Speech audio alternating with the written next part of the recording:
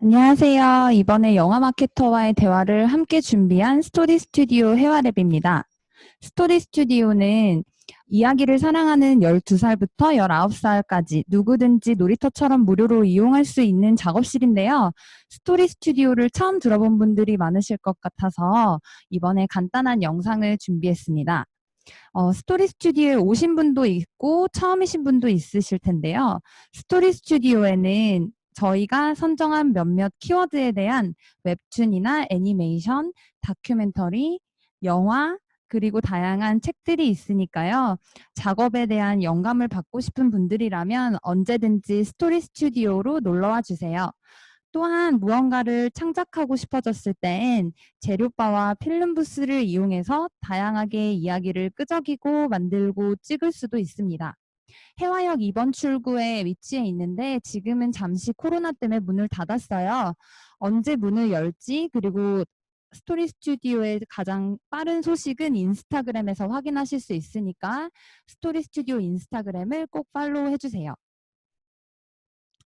그리고 스토리 스튜디오에서는 다양한 컨텐츠를 만나고 만드는 것도 있지만 다양한 창작자 어른들과의 만남을 또 준비를 하고 있어요. 그래서 얼마 전에는 영화 6월에 베프 감독님도 한번 모셨고 그리고 최근에 일러스트레이터 코피루악 작가님하고 책을 만드는 워크숍도 진행했고요. 웹툰을 영화나 드라마로 만드는 기획 PD님과 함께 대화를 나눈 적도 있습니다. 오늘도 그런 취지에서 저희가 굉장한 분을 모셨는데요. 어떤 분인지 소개드리도록 하겠습니다.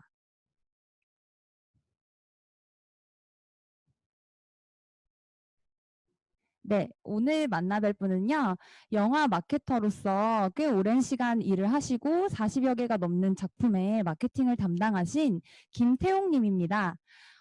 이번에 온라인으로 친구들 신청을 받았는데 정말 빨리 마감이 되었고 정말 많은 분들이 신청을 해주셨어요. 그만큼 영화나 영화 마케팅에 궁금증을 가지고 계신 분들이 많으신 것 같은데요.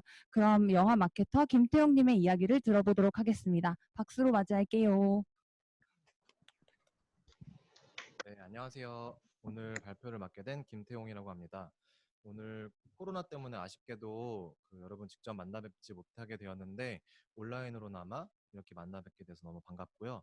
지금 제가 채팅창을 볼 수가 있어요. 그래서 여러분들 편하게 하고 싶은 얘기나 혹시 뭐 애로사항이 있거나 하면 채팅창에 남겨주면 되고 제가 또 중간중간에 여러분들한테 질문도 할 거예요. 거기에서 채팅에 여러분들의 이제 의견을 남겨주시면 제가 보면서 같이 오늘 진행하도록 하겠습니다. 주말에 이렇게 시간 내서 참여해 주셔서 너무 감사드리고 오늘 유익한 시간 보낼 수 있도록 저도 오늘 많은 얘기 들려드리도록 할게요. 오늘 다들 영화에 대해서 기본적으로 관심들이 많은 친구들이 참석을 했을 것 같은데요. 본격적으로 오늘 준비한 내용 시작해 보도록 하겠습니다. 보면서 편하게 의견이나 질문사항 주셔도 제가 최대한 반영해서 진행하도록 할게요. 자, 오늘 참석한 친구들은 모두 영화를 너무 좋아하는 친구들일 것 같은데 여러분들의 인생 영화는 무엇인가요? 저의 인생 영화는 제가 중학교 3학년 때 처음 봤던 영화 빌리 엘리어트라는 영화입니다. 이 영화 안에 제가 굉장히 좋아하는 대사가 있어요. 마치 전기에 감전된 것처럼 짜릿해요라는 대답을 빌리 너는 춤을 출 때 어떤 느낌이 드니? 라는 질문에 이 친구 대답을 하는데 저도 어렸을 때부터 영화를 보면 막연히 이런 느낌들을 받아왔던 것 같아요. 또 제가 너무 소중하게 생각한 영화들, 뭐 재미있게 봤던 영화들을 만나게 되면 이런 느낌들을 받았고 이 느낌을 잊지 못해서 계속 뭐 취미로든지 또 결국엔 지금은 일로도 영화를 함께 제 인생 곁에 두게 되는 삶을 지금 살고 있습니다. 음, 제 히스토리를 여러분들께서도 많이 궁금해 하실 것 같아요. 그 질문한 것들을 제가 미리 좀 받아봤는데, 뭐 어떤 학과를 나왔는지, 또 영화를 어떻게 좋아했는지, 어떤 활동들을 했는지 궁금해하는 분들이 굉장히 많더라고요. 그래서 제 히스토리를 간략하게 설명해 드리는 것도 여러분들한테 참고가 될 것 같아서 간략히 적어봤습니다. 저는 학창 시절에 항상 영화를 곁에 두는 삶을 살았던 것 같아요. 그때는 뭐 거창하게 내가 어떤 사람이 될 거야, 뭐 나중에 꼭 이런 일을 할 거야라는 생각보다는 그냥 영화가 너무 좋아서 영화를 많이 봤었고요. 또 영화 감상 동아리를 했었어요.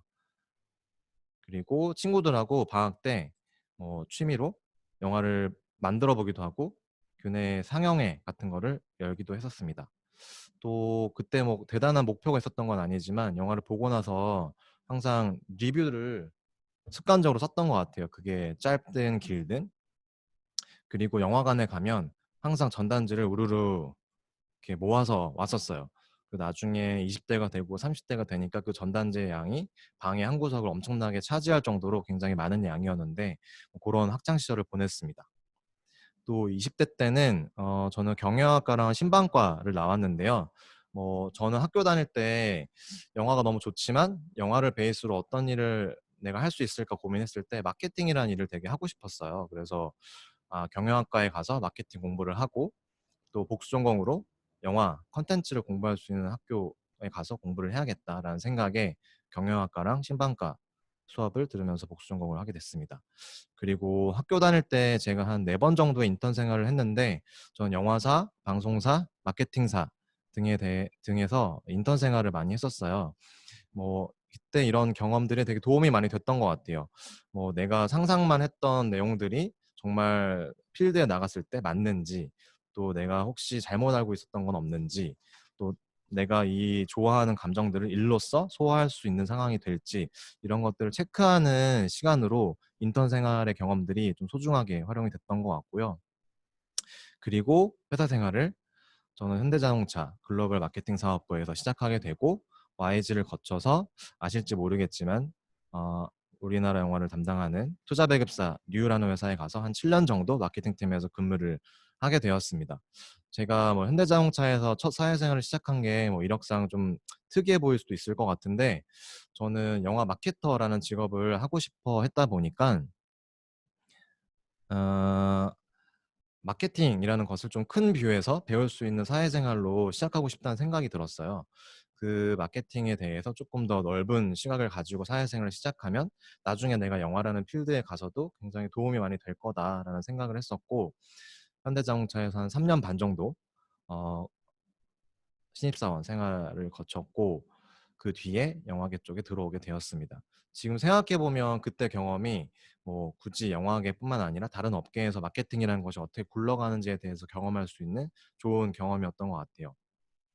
제 히스토리를 설명하면 간단히 이렇고 질문해 주신 내용들을 제가 중간중간에 소화를 할 건데 이런 질문을 많이 주시더라고요. 영화 마케터들은 주로 어떤 대학과를 졸업하는지 마케팅과가 아는 다른 길이 있을까요? 질문해 주셨는데 마케팅팀에 경영학과를 나온 친구들이 많은 거는 사실인데 경영학과를 나오지 않았다고 해서 마케터가 될 수 없는 것은 아닙니다. 뭐 제가 이제 일을 하면서 마케팅팀에 있는 친구들의 학과를 본 것만 말씀드리면 뭐 영문학과도 있고 국문학과도 있고 연극영화과를 나와서 이제 연출이나 제작이 아니라 마케팅을 하는 친구들도 있고 또 드물게는 공대 나온 친구들도 있었고 되게 다양했던 것 같아요. 그래서 꼭 경영학과를 나와야만 마케터가 되는 것은 아니다라는 말씀을 드리고 싶고 또 마케팅이라는 일이 학문적으로 접근하는 학과라기보다는 시장과 관객에 대한 어떤 예민한 또 촉이 있어야 할 수 있는 직업이다 보니까 다른 학과에서 공부를 하더라도 그런 직업을 하는 거는 전혀 문제가 없을 것 같아요. 대신에 만약에 경영학과가 아니라고 하면 다른 학과 공부를 했지만 그럼에도 이 시장과 관객, 고객에 대해서 얼마나 예민한 촉을 세우기 위해서 노력해 왔는지를 어필하는 어떤 그런 이력들은 준비하시는 게 좋겠다는 생각이 듭니다. 본격적으로 오늘 준비한 내용들을 소개하면 자, 여러분이 좀 알만한 영화들을 먼저 요 페이지에 얹어봤는데 뭐 많은 영화들을 제가 담당했었어요. 이 외에도 한 40여 편 정도를 제가 이번에 세보니까 담당을 했었더라고요. 이 중에서 혹시 재밌게 봤거나 뭐 좋아하는 영화들이 있다면 채팅창에 한번 남겨봐 주시겠어요? 제가 올려주신 내용을 한번 볼게요. 뭐 부산행, 연평해전, 더킹, 독전, 스윙키즈, 반도, 옥자, 가장 보통의 연애, 시동 그 외에 제가 담당했던 영화들이 많이 있는데 일단 이 중에서 봤던 거나 재밌게 봤던 거 뭐 이런 거 쭉 남겨주시면 한번 볼게요. 독전, 반도, 옥자, 스윙키즈, 가장 보통의 연애 여기 있는 거 다 봤다는 분도 계시네요. 연평해전, 스윙키즈 어제도 보셨다. 반도 더킹 재밌었어요. 많이 보셨구나. 다행이네요. 오늘 아마 부산행들은 다 기본적으로 보고 들어오셨을 거고 이렇게 여러분들이 재미있게 본 영화들이 너무 다양해요. 영화가 너무 각기 다른 매력들을 갖고 있기 때문에 제가 하고 싶은 말은 이렇게 다양한 영화 속에서 그 영화만의 매력을 가장 먼저 알아봐줘야 하는 사람이 영화 마케터라고 저는 생각합니다. 영화마다 다 똑같은 얘기를 할 수는 없고 똑같은 재미를 갖고 있진 않아요. 처음에 시나리오를 만났을 때, 또 편집본을 봤을 때, 영화가 완성됐을 때 그 영화의 매력이 무엇인지를 영화 마케터가 될 사람들은 제일 먼저 빠삭하게 알고 있고 그리고 그것을 관객과 시장이 원하는 언어로, 방식으로 어떻게 그 매력을 잘 전달할 것인가 어떤 방식으로 어떤 언어로 그 매력을 전달할 것인가를 고민해야 하는 사람이 영화 마케터이기 때문에 그런 부분들을 잘 고민해 보면 좋을 것 같습니다. 여러분이 지금 채팅창에 남겨주신 것처럼 사람들의 취향이라는 거 너무나도 다양하기 때문에 그런 것들을 고민하는 직업이 영화 마케터라고 말을 해주고 싶고요. 오늘 진행 순서는 이렇게 진행하겠습니다. 영화 마케팅이란 무엇인가? 그다음에 영화 마케터의 업무가 무엇인가? 그리고 좀 말랑말랑한 영화 마케팅의 실제 사례들을 소개해드리는 순서를 가지도록 할게요. 그리고 원래 오늘 현장에서 만났으면 포스터 워크샵을 하기로 되어 있었었는데 오늘 포스터 워크샵을 진행하기는 좀 힘들겠지만 포스터를 어떤 과정으로 만들어 가게 되는지 또 간략하게 사례로 어떤 고민을 가지고 제가 만든 포스터들은 완성이 됐는지를 소개하는 시간을 가지도록 하겠습니다. 영화가 만들어지기 위해 필요한 사람들 누구누구 있을까요? 되게 많은 사람이 필요할 텐데 여러분이 생각했을 때 이런 역할이 필요하다 생각하는 게 있으면 지금 채팅창에 한번 남겨봐 주시겠어요? 영화가 만들어지기 위해서 어떤 사람들, 어떤 역할들이 필요할까?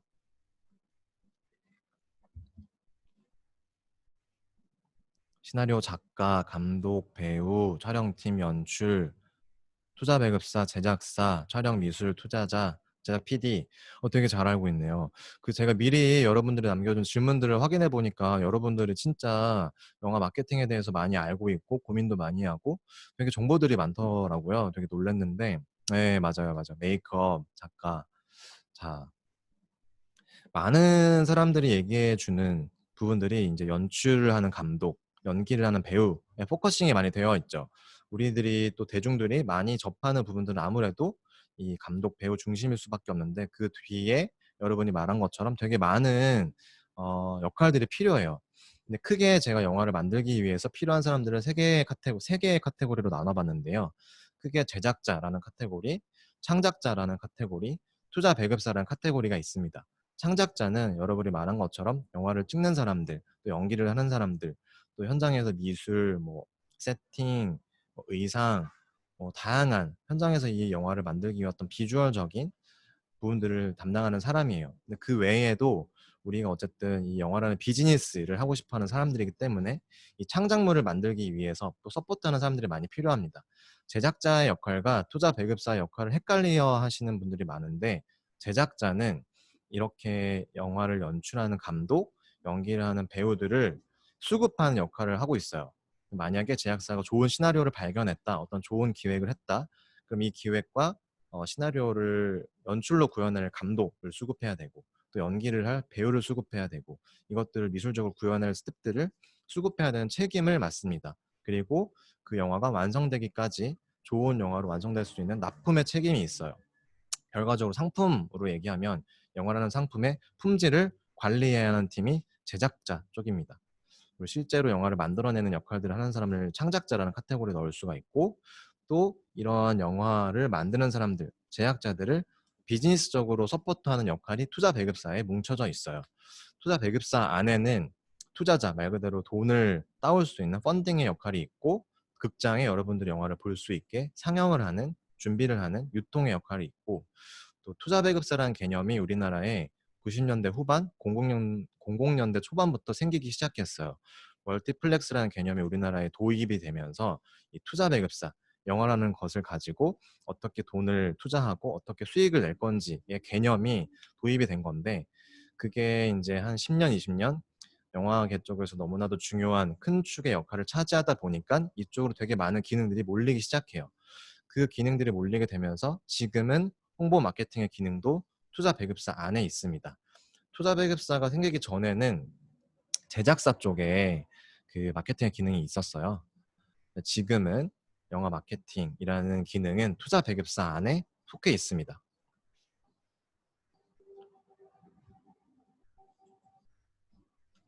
그 외에도 제가 생각나는 어떤 롤들을 쭉 적어봤는데 다 아는 친구들도 있고 모르는 친구들도 있을 텐데 이 적은 게 뭐 전부도 아니에요. 굉장히 많은 역할들이 있다. 한 편의 영화가 완성되기까지 제작사, 프로듀서, 뭐 감독, 배우 여러분들이 얘기해 준 것처럼 또 배우가 연기를 할 수 있도록 서포트하는 매니지먼트라는 롤도 있고 작가, 촬영, 조명, 미술, 세트, 의상, CG, 음악, 편집, 믹싱 되게 많은 롤들이 있고 또 투자 배급사 안에는 투자팀, 기획팀, 배급팀, 마케팅팀, 홍보팀, 부가판권팀, 해외 세일즈팀, 해외 마케팅팀 굉장히 많은 팀들이 또 있고 또 마케팅 사이드로 간다라고 하면은 홍보사, 온라인사, 광고사, 포스터 디자인사, 예고편 제작사, 스틸 작가, 사진 찍는 메이킹사, 현장에서 영상을 남기는 또 행사 운영사, 경호팀, 인쇄소, 판촉물 제작사 굉장히 많은 롤들이 있어요. 그래서 지금은 영화가 좋아서 시작한 친구들이 되게 많겠지만 영화가 좋아서 이 필드에 관심을 가지게 되었다면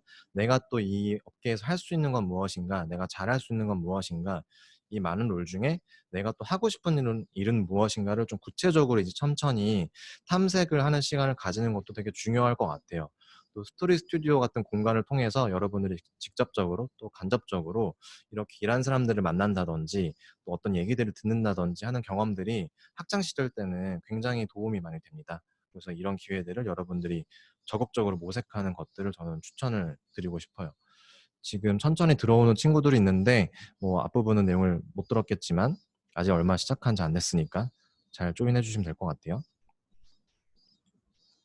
자, 이러한 과정들, 되게 많은 역할들 안에서 영화 마케팅의 역할과 접점은 무엇일까에 대해서 말씀을 드려보려고 해요. 앞서 말씀드렸던 되게 많은 롤들, 그리고 시장, 관객, 이 모든 사람과 직접적이든 간접적이든 소통을 해야 되는 사람이 유일하게 영화계 안에서 마케터라는 사람이 그 역할을 짊어지게 됩니다. 다양한 롤들이 있지만 영화 마케터라는 사람은 이 세 개의 카테고리의 사람들과 얘기를 하고 소통을 하고, 제작사, 창작자, 투자 배급사가 뭘 원하는지, 그들이 이 영화를 통해서 뭘 말하려고 하는지를 정확하게 알고 있어야 돼요. 그 이해를 바탕으로 관객과 시장이 원하는 것, 눈높이에 맞춰서 그것들을 정제된 언어와 방식으로 전달하는 역할을 맡습니다. 그것을 일방향적으로 영화 마케터가 전달하느냐? 그렇지는 않습니다. 생각보다 제작자, 창작자, 투자 배급사의 사람들이 시장과 관객의 눈높이나 원하는 것들을 속속들이 알지는 못해요. 그래서 영화 마케터는 항상 관객이 원하는 것, 시장이 원하는 것이 무엇인지를 몸소 감각적으로 체감하고 있어야 되고, 그것을 이 메이커들한테 전달하는 역할을 맡습니다. 그 사이에서 다양한 커뮤니케이션이 오기 때문에 우리 영화 마케터들의 역할은 커뮤니케이션 허브의 역할을 한다라고 저는 생각하고요.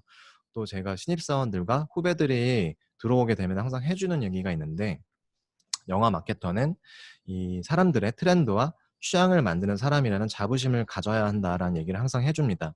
그 영화라는 게 단순히 예술로만 존재하는 것이 아니라, 많은 사람들이 나는 어떤 영화를 좋아해, 나는 어떤 포스터를 좋아해, 어떤 예고편을 좋아해, 이런 영화를 가지고 본인의 취향을 드러내기를 원해요. 그리고 한 편의 영화가 흥행을 하거나 어떤 큰 메시지를 전달했을 경우, 이 대한민국, 크게는 이 세계를 통틀어서 어떤 트렌드를 만들어 버리죠. 그 트렌드가 하나 생겨버리면 또 한동안은 그 트렌드에 발맞춰서 어떤 마케팅이나 영화들이 생겨나게 되고, 그래서 영화 마케터라는 사람은 사람들의 트렌드와 취향에 영향을 주는 사람, 우리가 먼저 많이 고민을 하고 그 결과물들을 가지고 관객들과 시장은 본인들의 트렌드와 취향을 소비하기 때문에 그런 자부심을 가지고 일하라고 항상 얘기를 해줍니다. 영화 마케터가 맡고 있는 일을 무엇인지 되게 궁금해하는 친구들이 많았는데, 이제 준비된 내용들을 한번 다 들어보고 대부분의 궁금증은 소화가 될 것 같아요. 근데 그럼에도 불구하고 아직 소화가 안 되는 내용들이 있다라고 하면 저한테 끝에 Q&A 시간을 가질 거니까 질문을 해주시고, 오늘 제가 이제 스토리 스튜디오로부터 부여받은 시간이 90분이에요. 제가 준비한 시간은 60분 정도 안에 소화를 할 거고, 나머지 30분은 여러분들하고 소통하는 시간, Q&A를 가지는 시간으로 쓸 테니까 그때 좀 부족한 내용들은 질문을 많이 해도 좋을 것 같아요. 그리고 지금처럼 채팅창에 중간중간 또 궁금한 것들 남겨주시면 제가 같이 소화를 하도록 하겠습니다.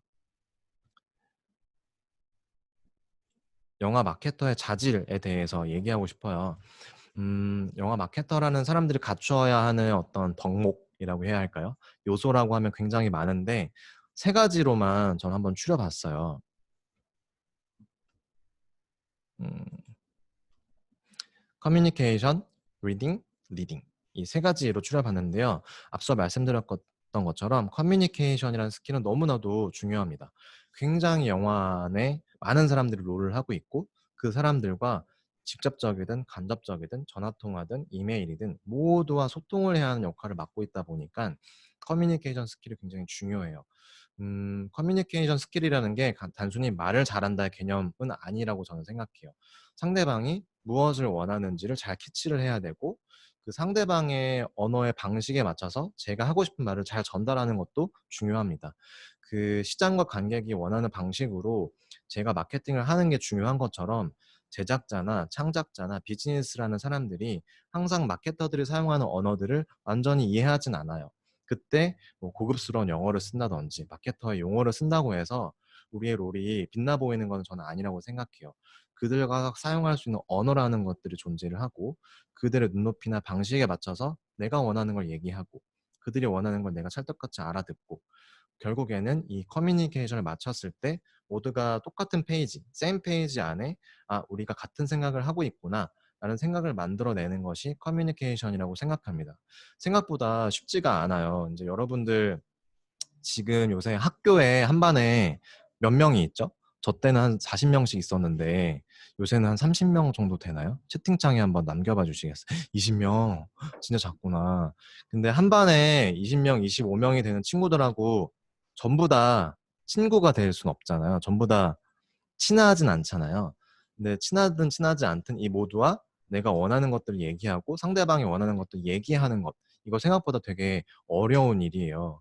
그리고 영화를 한 편 완성할 때 모두 만나는 스태프들이 영화 끝나면 이제 크레딧이라는 게 올라가잖아요. 보면 끝도 없이 올라가는데 한 몇백 명 될 거예요. 이 많은 사람들하고 끊임없이 얘기하고 소통하는 것은 정말 쉽지가 않습니다. 그래서 영화 마케터가 되고 싶은 친구들은 이 커뮤니케이션 스킬이라는 거에 대해서 연습하는 어, 시간을 충분히 가지는 건 되게 중요할 것 같아요. 그다음에 리딩. 제가 아까 얘기했던 것처럼 시장과 관객이 원하는 것이 무엇인지를 잘 읽어내는 게 필요해요. 이게 단순히 쉽게 어떤 책을 읽는다고 해서 뭐 어떤 프로그램을 잠깐 본다고 되는 거는 확실히 아닌 것 같아요. 정확하게 어떻게 해야 돼요? 아, 점점 적어지고 있구나. 그렇구나. 그 트렌드를 읽어낸다는 게 정말 쉽지는 않아요. 이거는 긴 시간 연말을 해야 됩니다. 그래서 아까 친구들이 물어봤던 것처럼 경영학과 나오면 마케터가 될 수 있나요? 아니라고 생각해요. 경영학과를 나온다고 해서 마케팅을 잘하는 것도 아니고 여러분이 지금 세상에 사람들에게 관심을 가지는 것들이 다 마케팅이라고 저는 생각해요. 지금 외부에 관심을 갖고 있는 시선, 세상이 어떻게 돌아가는가, 사람들이 무엇을 관심을 가지고 사는가를 계속 본인에게 노출을 시키세요. 그리고 그런 것들이 쌓이고 쌓여서 10년 전엔 이랬었는데 지금은 이렇게 되는 것 같아. 5년 전엔 이랬는데 지금은 이런 것 같아. 1년 뒤엔 이렇게 되지 않을까? 3년 뒤엔 이렇게 되지 않을까를 계속 생각하는 연습을 하면서 본인의 촉을 나를 세우는 게 되게 중요하다고 생각합니다. 그건 어떤 감각, 본능, 육감, 식스센스 같은 거여서 그런 것들을 항상 본인에게 노출시키는 방법들을 본인 나름대로 찾는 게 되게 중요하다고 생각합니다. 자리에 앉아서 공부하는 것도 너무 중요하지만 세상에 본인을 자꾸 노출시키는 거 되게 중요하다고 생각하고 리딩이라고 요소 하나를 뽑았는데 아까 말씀드렸던 것처럼 이 많은 사람들하고 소통하고 어느 순간에 마케터들은 결론을 내려야 돼요. 결론을 내려서 이 영화는 이렇게 세상에 소개하겠습니다. 이렇게 리딩을 하겠습니다라고 어느 순간에는 주도권을 잡아야 되고 개봉에 임박하면 이 모든 사람들이 마케팅에 주목하게 됩니다. 그래서 하루하루 일주일 단위로 일희일비하는 순간이 와요. 마케팅이 잘 되면 잘 되는 대로, 안 되면 안 되는 대로 같이 좋아하고 같이 속상해하고 이 모든 부담감을 짊어지고 마케팅이 시장에 이 영화를 소개하는 데 있어서 진두지휘를 해야 하기 때문에 결국에는 그것들을 리딩하는 역할도 굉장히 중요하다. 내가 마케팅을 한다고 해서 관객이나 시장이 항상 내가 말하는 것들을 귀 기울여 주는 것도 아니고 좋아해 주는 건 아닐 수도 있어요. 그럼에도 불구하고 상처받지 않고 흔들리지 않고 내가 원하는 것들 얘기하고 이 스텝들을 다독여 가면서 우리가 가는 길이 맞게 가는 길이다 설득도 하고 어필도 하고 그 모든 부담감을 짊어지고 가는 역할도 영화 마케터에게 있습니다. 단순히 내가 마음에 드는 포스터를 내고 예고편을 내고 그 반응이 좋았다라고 해서 만족감을 얻고 끝나는 역할은 아니더라고요. 해보니까. 마케팅에게 기대하는 것들이 점점 커지는 세상이기 때문에 그러한 부담감까지도 마케터가 짊어져야 한다. 뭐 이런 경우도 있어요. 마케팅을 열심히 했지만 뜻대로 되지 않아서 감독이나 배우들에게 혼이 날 때도 있어요. 왜 마케팅을 이렇게 했느냐, 혹은 이러이러한 것들 왜 잘 안 되느냐, 같이 속상해하고 이런 모든 사람들의 기대감과 부담감을 짊어지는 것도 마케터의 큰 역할이라고 생각합니다.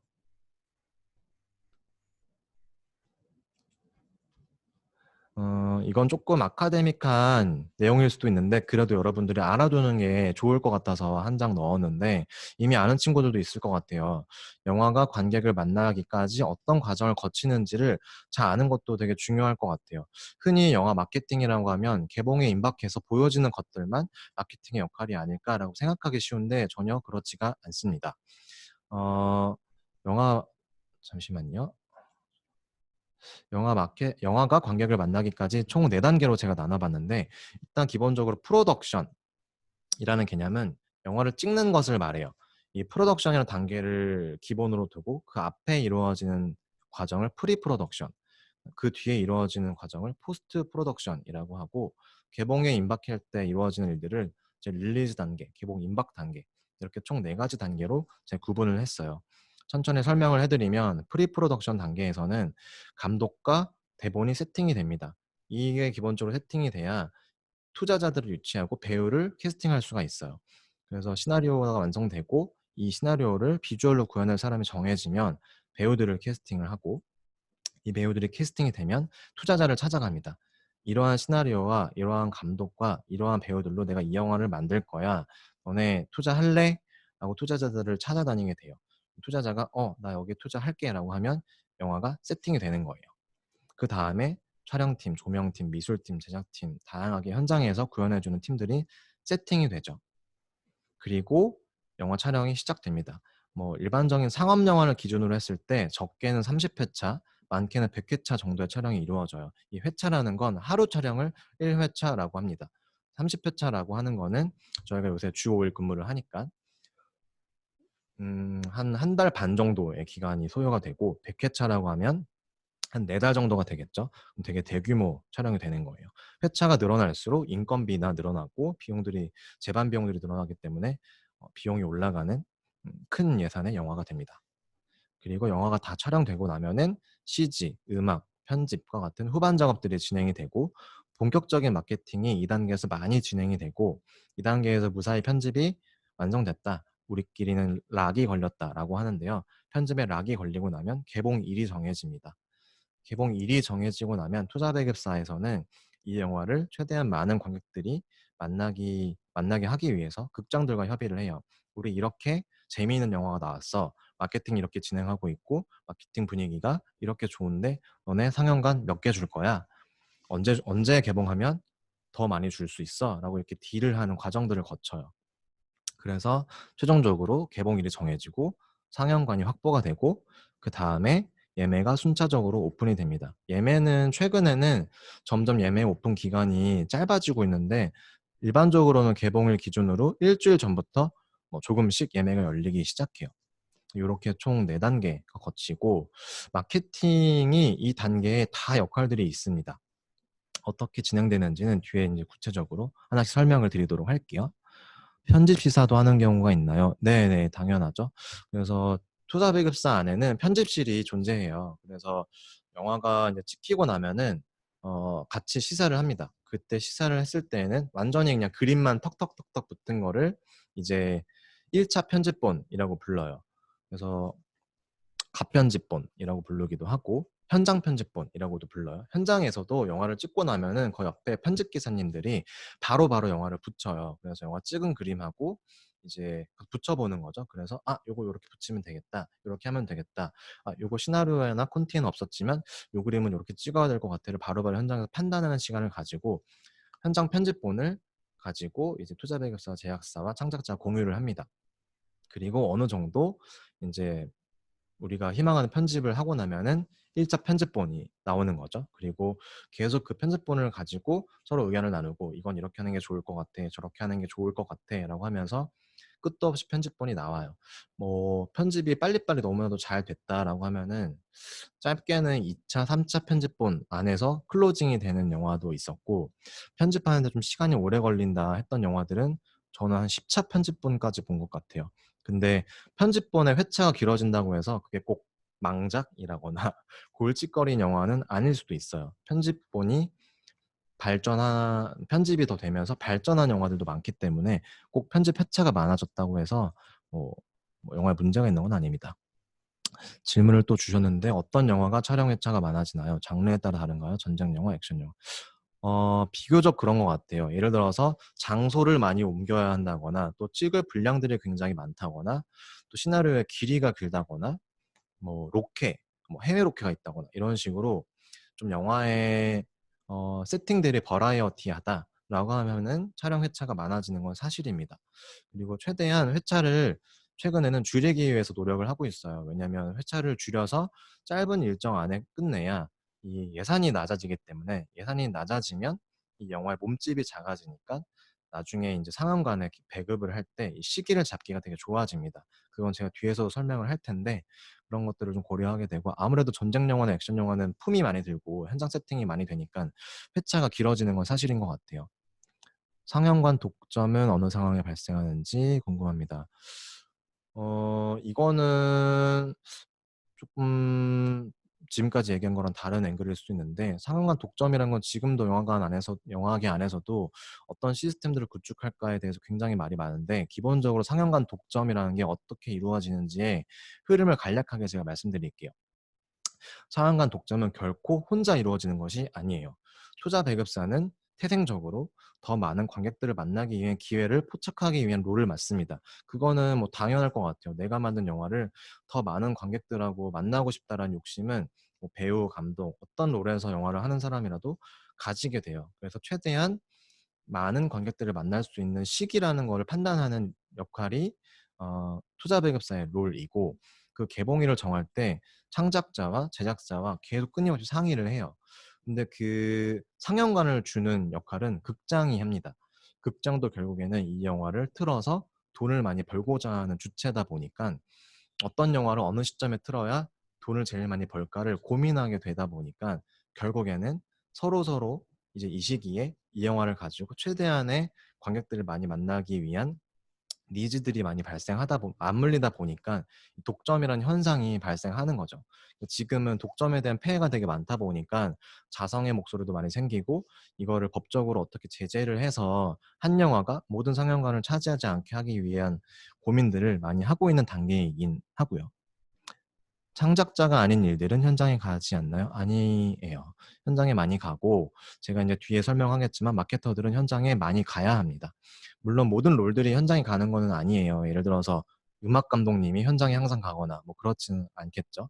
각자의 롤들이 있기 때문에 모든 사람이 현장에 간다고 말은 할 수 없지만, 영화 마케터들은 최대한 현장에 많이 가야 합니다. 그 이유도 뒤에서 제가 설명을 드리도록 할게요.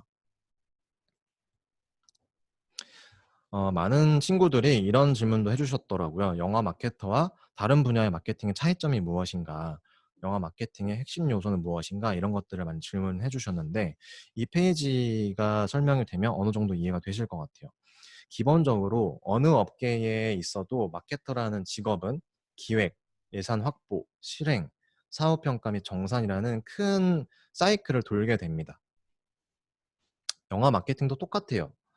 기획, 예산 확보, 실행, 사업평가 및 정산의 개념을 똑같이 거치는데, 큰 차이점은 대부분의 기업은 마케팅이라는 롤이 굉장히 세분화가 되어 있어요. 그래서 뭐 일반적으로 이제 대기업 같은 데 가면은 기획, 또 예산, 실행, 뭐 사업평가, 정산 이런 롤들이 다 팀별로 쪼개져 있습니다.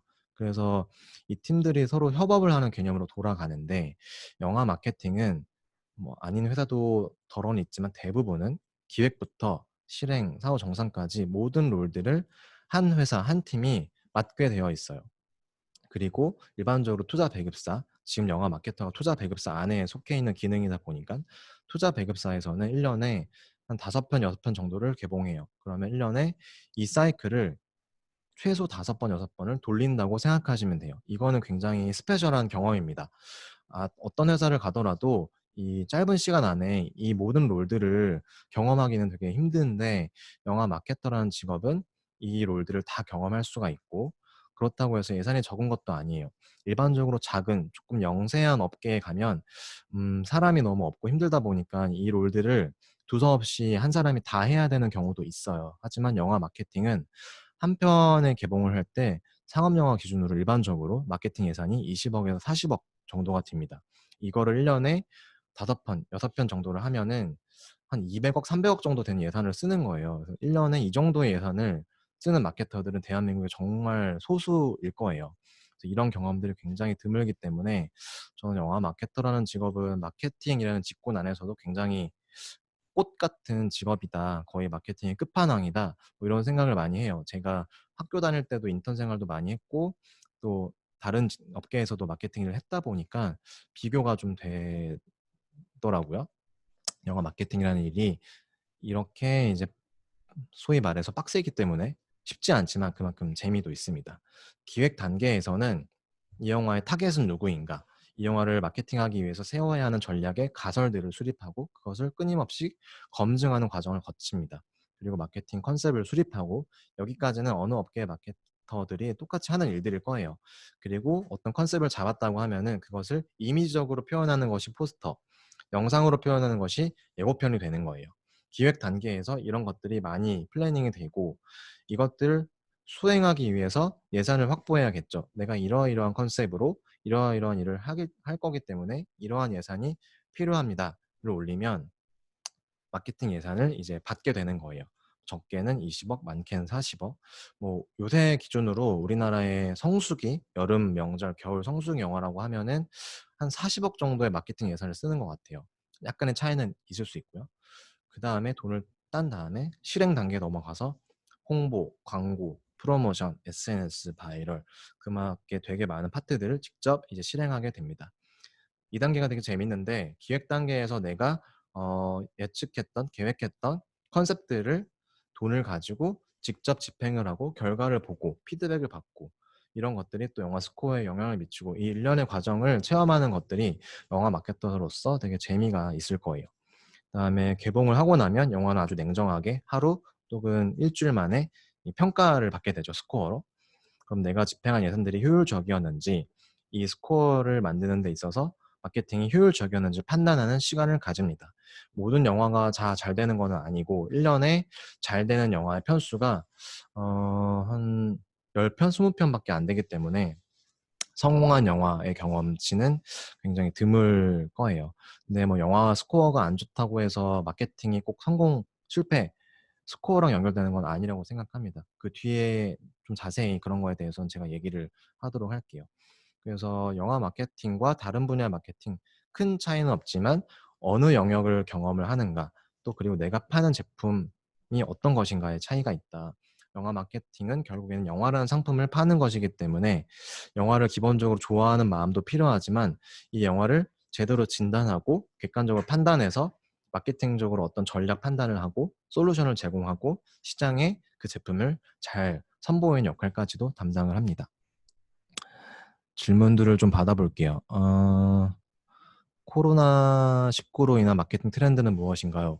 사실 이제 코로나 때문에 지금 우리가 모두 힘들고 있는데, 코로나로 직격탄을 받은 업계 중에 하나가 영화 업계예요. 지금 올해 여러분들도 영화관 가기가 되게 힘드셨을 텐데, 우리도 영화관이 되게 조심스럽지만 개봉하기가 너무 힘들어요. 왜냐면 지금 영화관에 갈 수가 없기 때문에. 그래서 마케팅 트렌드라고 하기가 되게 힘든데, 그 와중에 지금 개봉하는 영화들은 최대한 온라인 베이스의 마케팅을 많이 하고 있는 상황이에요. 기존에 했던 오프라인 활동들은 거의 지금 폐기 처분을 해야 되는 시대가 왔고, 대부분의 활동들이 온라인 채널에 집중되기 때문에 온라인 안에서 사람들의 시선을 끄는 방향들에 대해서 많이 고민하고 있고요. 영화 가장 어려웠던 마케팅, 편했던 마케팅, 요거는 제가 뒤에서 설명을 할게요. 그다음에 마케팅에 있어 디자인은 얼만큼 영향을 미친다고 생각하시나요? 굉장히 큰 영향을 미칩니다. 최근에는 영화가 우리나라 특히 좀 고도화된 산업이고 이제 관객의 수준이 되게 많이 올라갔기 때문에 영화의 아이덴티티를 잘 구현해내는 것이 굉장히 중요하고, 최근에는 이제 기술적으로 문제가 있는 에이전시들은 많지가 않아요. 어느 정도 평균 수준이라는 게 올라갔기 때문에 이제 조금 수준이 떨어지는 기술력을 가진 에이전시, 그리고 그런 이제 마케팅 주체들이 만든 포스터 예고편은 관객들이 바로 알아봐요. 이제는 기술의 문제가 아니라 어떤 컨셉과 아이덴티티를 가지고 전달을 할 것인가의 문제의 시대에 도래했기 때문에, 그 어떤 개념에 대한 좀 고민, 더 하이엔드적인 고민을 해야 되는 시대가 됐다고 생각해요. 독립영화 또한 투자 배급사의 마케팅을 필요로 하나요?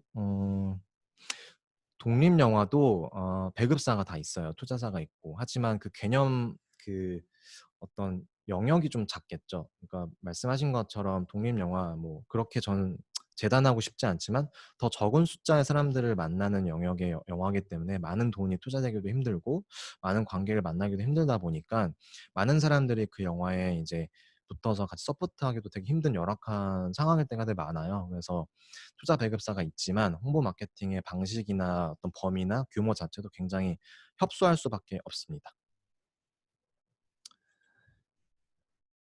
어, 이제 이런 개념들을 지나서 우리가 마케팅을 하게 되면 목표치 설정을 하게 되는데, 목표치 설정이 되게 중요해요. 우리가 너무나도 애정하는 영화들 모두가 다 애정에 맞지 않지만 모든 영화가 다 천만 영화, 되게 많은 사람들의 사랑을 받을 수 있는 건 아니에요. 또 모든 영화가 1000만 영화를 목표해서도 안 되고 그 영화가 만나기 위한 적정한 시장, 적정한 관객들을 어떻게 설정하는지가 모든 것의 시작이라고 할 수 있고 굉장히 중요합니다. 어떠한 차이를 줄 수 있는지를 제가 그냥 극단적으로 한번 비교를 해 볼게요. 어떤 영화의 편집본을 봤는데 우리가 다 같이 모여서 이 영화의 이제 목표치가 100만 이라고 설정한 영화와 1000만이라고 설정한 영화가 어떻게 달라지는지를 제가 한번 비교해 볼게요. 이렇게 달라집니다. 1000만을 목표로 하는 영화의 개봉 시즌. 1000만이라는 숫자는 우리나라가 지금 5000만이니까 그리고 극장에 가지 못하는 극노년기 에이지의 사람과 아주 어린 유아기 친구들을 빼고 나면은 한 3분의 1, 4분의 1이라는 숫자가 이 영화를 본 거예요. 그러면 지나가는 사람들을 붙잡고 어떤 뭐 아저씨, 아주머니, 뭐 학생, 직장인을 다 붙잡고 얘기하면 이 영화 안다는 얘기입니다. 그렇게 큰 커버리지를 목표로 하기 때문에 들어갈 수 있는 시즌이 정해져 있어요. 이렇게 많은 사람들이 쏟아져 나오려면 우리나라에선 지금은 여름, 또 설날, 추석 같은 명절, 또 겨울방학 시즌 요렇게 크게 큰 시즌에 개봉을 해야 합니다. 그 시즌 외에는 1000만이 나올 수 있는 시장 자체가 많지 않고 이 룰을 깬 영화가 이제 어벤져스 시리즈인데 마블 영화들은 크게는 이제 이 시즌을 타지 않는 영화라고 하는데 엄청난 고객 충성도가 있기 때문에 뭐 4월에 개봉을 하던 11월에 개봉을 하던 굉장히 높은 수치의 관객 수를 끌어당기는데 한국 영화 그러기에는 굉장히 쉽지가 않은 상황이에요. 그렇지만 100만 정도의 사이즈를 목표로 한다라고 하면은 조금은 가벼운 몸집이기 때문에 봄이나 가을이나 좀 갈 수 있는 시즌이 많은 거죠. 100만 정도의 시장 수요는 어느 정도의 시즌에도 다 존재하기 때문에 시즌에 대한 선택권이 조금 자유롭게 부여가 됩니다. 마케팅 컨셉으로 내려가면 1000만이라는 영화를 하게 되면 상대적으로 그렇게 되면 안 되겠지만 몰 개성적일 가능성이 높아져요. 왜냐하면 남녀노소 굉장히 넓은 타겟을 커버리지로 해야 하기 때문에 조금 나이 든 사람도 좋아하고 여자도 좋아하고 남자도 좋아하고 어린 친구도 좋아하려면 이 모든 사람들의 취향을 맞춘다는 게 굉장히 어렵기 때문에 상대적으로 어 눈에 띄는 개성을 가지기가 되게 힘들어요. 그럼에도 불구하고 이 영화가 갖고 있는 고유의 아이덴티티는 필요하겠죠. 하지만 100만 정도의 사이즈를 목표로 한다라고 하면 마음껏 컨셉이나 취향을 나타낼 수가 있습니다. 왜냐면 100만 정도의 수요를 가진 취향이나 컨셉은 굉장히 다양하기 때문에 오히려 이런 사이즈의 영화는 본인이 갖고 있는 매력이나 컨셉이나 취향을 더 강하고 확실하게 보여주는 마케팅 전략 세팅이 필요합니다. 예산 책정으로 내려가게 되면은 말씀드렸다시피 1000만이라는 커버리지를 하려면 이 전국구 단위의 다양한 커버리지를 할 수 있는 마케팅 툴이 많지 않아요. 뭐 온라인, TV 정도밖에 없기 때문에 또 그 채널 안에서 많은 사람들이 이 영화를 알게 하려면 굉장히 많은 돈이 필요하겠죠. 그래서 고비용 다커버리지의 마케팅 예산이 책정됩니다. 하지만 조금 사이즈가 작아지면 우리가 만나야 하는 관객들은 딱 명확하게 타겟팅이 되어 있기 때문에 그들을 공략할 수 있을 만한 채널을 선정을 하고 그 채널만 공략하면 되기 때문에 상대적으로 비용이 저렴하고 효율은 높아집니다. 커버리지라는 거는 이 관객과 마케팅이 만나는 접점이라고 생각하시면 될 것 같아요. 이 마케팅이 관객들을 많이 만나야만 이 영화가 존재한다는 걸 알게 되잖아요. 여러분들이 인제 뭐 유튜브를 통해서 그 영화를 만나게 된다든지 뭐 TV를 통해서 만나게 된다든지 그런 게 다 마케팅일 텐데 사전에 어떤 채널에서 어떻게 관객들을 만날 건지 다 계획을 짭니다. 여러분이 만나는 뭐 뉴스 하나까지도 사전에 다 계획되어 있는 것들이기 때문에 네 그런 것들을 커버리지의 개념이라고 생각해 주시면 될 것 같아요. 아무래도 100만을 목표로 한 영화는 여러분들이 다양한 곳에서 그 영화에 대해서 접하기는 좀 힘들 것이고 1000만을 목표로 한 영화는 굉장히 여기저기 틀어도 여기저기 봐도 노출 빈도가 많겠죠. TV를 틀어도 나오고 광고에도 나오고 유튜브에도 나오고 지나가다 버스에도 나오고 이렇게 접점이 많아지겠죠. 실행 채널도 다양해집니다. 말씀드렸던 것처럼 굉장히 곳곳에 눈을 돌리면 돌리는 대로 360도 회전을 하는 대로 다 보인다의 개념이 1000만 영화들은 필요하고 사이즈가 좀 작아질수록 특정 채널, 특히 최근에는 온라인 바이럴 중심으로 저비용 고효율을 낼 수 있는 채널이기 때문에 이런 쪽에 집중을 할 수밖에 없습니다. 질문들을 좀 받아볼게요. 영화의 손익분기점은 어떻게 계산되는지 궁금합니다. 기본적으로 계산법이 있어요. 뭐 우리가 영화를 찍는 데 드는 비용을 순제작비라고 하고 마케팅 비용까지 포함한 총 예산을 총 제작비라고 합니다. 이 총 제작비에서 이 수익을 나누는 방식이에요. 영화 티켓값이 10,000원이다라고 하면은 제작사, 투자배급사, 극장이 3대 3대 3 정도를 수익을 나눠 가집니다. 그래서 이 30% 정도 되는 이 돈이 예산 총재로 나눠졌을 때 이 우리가 목표하는 손익분기점이 되는 관객 수가 나오는 거죠. 근데 최근에는 시장이 많이 변하고 있어서 영화라는 컨텐츠가 극장으로만 돈을 버는 것이 아니고 뭐 부가판권으로 돈을 벌고 또 우리나라 영화들이 세계에서 너무나도 사랑을 받기 때문에 해외 세일즈로 돈이 많이 들어오기 때문에 영화 손익분기점은 지금은 약간 탄력적으로 책정이 되는 편이에요. 특히 할리우드 영화 같은 경우에는 손익분기점을 공개하지 않아요. 왜냐하면 프로젝트마다 이 수익 파이프라인이 너무나 다르고 다양하기 때문에 그것을 명확하게 얼마 몇만 명 이상 넘어야 돈을 법니다라고 공개하는 것이 약간 지금 시대에는 어폐가 점점 생기고 있어요. 1000만 영화와 100만 영화 중 어떤 영화의 마케팅이 더 재미있는지 저는 개인적으로 100만 영화의 마케팅을 좋아해요. 그리고 100만 정도의 사이즈 영화들이 이 세상에 더 많이 나오는 게 건강한 영화계라고 생각합니다. 1000만 영화를 하는 것도 물론 중요하지만 1000만 영화를 하는 만큼 다른 영화들이 개봉할 수 있는 기회, 또 다른 영화들을 관객이 만날 수 있는 기회가 많이 줄어들게 돼요. 그래서 10만 영화도 나오고 100만 영화도 나오고 300만 영화, 500만 영화 이렇게 다양하게 중소형의 흥행을 할 수 있는 영화들이 많이 나오는 게 관객들한테도 더 좋을 거예요. 모든 사람들이 다 천만이 좋아하는 취향을 가지는 건 아니잖아요. 저라는 사람이 좋아하는 취향이 다 제각각이고 지금 시대가 점점 다 다취향 시대로 변해가고 있기 때문에 이 세세한 취향들을 맞출 수 있는 다양한 영화가 성공하고 그런 영화가 성공해야 또 그런 영화들이 나올 수 있기 때문에 그런 토양이 나오는 것, 만들어지는 게 되게 중요하다고 생각합니다. 유튜브의 영화 리뷰어들이 마케팅에 큰 영향을 끼치나요? 유튜브라는 채널이 되게 중요해지고 있는 건 사실이에요. 유튜브라는 채널이 굳이 영화라는 카테고리를 떠나서 지금 굉장히 세상에 큰 영향들을 주고 있잖아요. 새로운 직업도 생기고, 뭐 유튜버들이 이제는 대중매체에 나오는 시대가 됐고, 연예인분들, 셀럽분들, 기존의 셀럽분들도 유튜브라는 채널의 인플루언서들을 이제 역으로 좋아하시게 되고, 이제는 어떤 경계들이 많이 흐려졌기 때문에 유튜브라는 채널이 많이 중요하고, 그렇기 때문에 유튜브가 중요한 거지 뭐 영화 리뷰어들만이 중요하다라고 생각하지는 않는 것 같아요. 굳이 유튜버의 영화 리뷰어들뿐만 아니라 영화를 보시는 실제 관객들 리뷰들이 정말로 다양하게 이제는 퍼져나가기 때문에 그런 것들이 마케팅에 영향을 주겠죠. 그리고 SNS의 채널이 영향력이 커지면서 더 이상 이제는 거짓말을 할 수 없는 세상이 됐잖아요. 영화가 재미없으면 한두 시간 안에 그게 다 그냥 소문이 나고 SNS라는 채널은 저는 키워드가 진실성이라고 생각해요. 뭐 대중매체나 어떤 TV 같은 곳에서 우리가 너무 많은 광고, 또 포장된 언어들을 많이 보다 보니까 우리가 SNS를 이용할 때도 정말 내가 남기고 싶은 감상, 내 기분 이런 것들을 남기고 광고들이 이런 채널에 침입하는 걸 우리도 되게 많이 차단을 하잖아요. 그 안에서 굉장히 진짜 얘기들이 많이 오가기 때문에 중요한 채널이라고 생각합니다. 1000만 영화들의 마케팅은 1000만을 찍겠다라고 예상하고 마케팅 하시는 건가요? 예상이라기보다는 목표치가 그렇게 세팅이 될 것 같아요.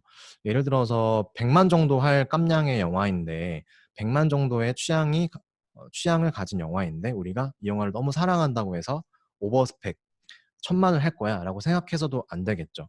이 영화가 갖고 있는 적절한 사이즈와 관객과 타겟을 찍어내는 것도 굉장히 중요한 마케터의 롤이에요. 이제 이거는 마케터뿐만 아니라 제작자, 창작자, 비즈니스맨들이 같이 모여서 상의를 하는데 이 영화가 사랑받을 수 있는 사람들을 적절하게 판단하는 것도 되게 중요합니다. 그렇지 않은 영화에 과한 돈을 투여해서 말도 안 되는 시장에 들어가게 하는 것도 어폐가 있기 때문에 뭐 1000만 영화의 마케팅을 1000만을 예상하는 건 아니지만 1000만을 목표로 하는 영화들은 뭐 투여해야 하는 돈도 달라지고 시장도 달라지겠죠. 제가 지금 90분이라는 시간이 있는데 벌써 12시가 돼서 좀 빨리 진행을 해보도록 할게요. 한번 예를 들어 볼게요. 오늘 부산행들을 다 보고 오셨을 텐데 어떤 것을 보여주고 어떤 것을 숨길 것인가의 고민을 컨셉 단계에서 하게 됩니다. 이 포스터 안에 많은 것들이 함축되어 있는데 이 포스터 안에 여러분들 부산행 보셨을 텐데 제가 이 포스터 안에 강조하려고 했던 것이 무엇이고 본편에는 있지만 숨기려고 했던 것, 굳이 강조하려고 하지 않은 것들은 무엇이었는지를 한번 남겨봐 주시면 좋을 것 같아요. 제가 여기에 강조하려고 했던 거는 무엇이었을까요? 채팅창에 한번 남겨봐 주시겠어요?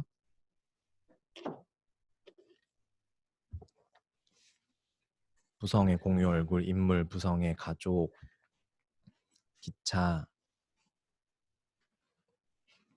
편하게 뭐 틀려도 상관없어요. 생각이 다 다른 거니까. 긴박감.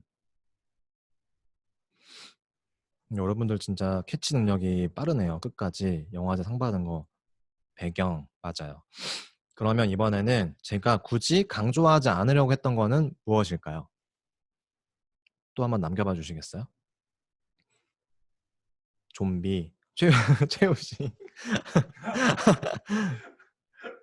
잘 안 보이나요? 우식 배우가? 숨기려고 했던 건 아니었지만 아무튼 잔인함, 희망.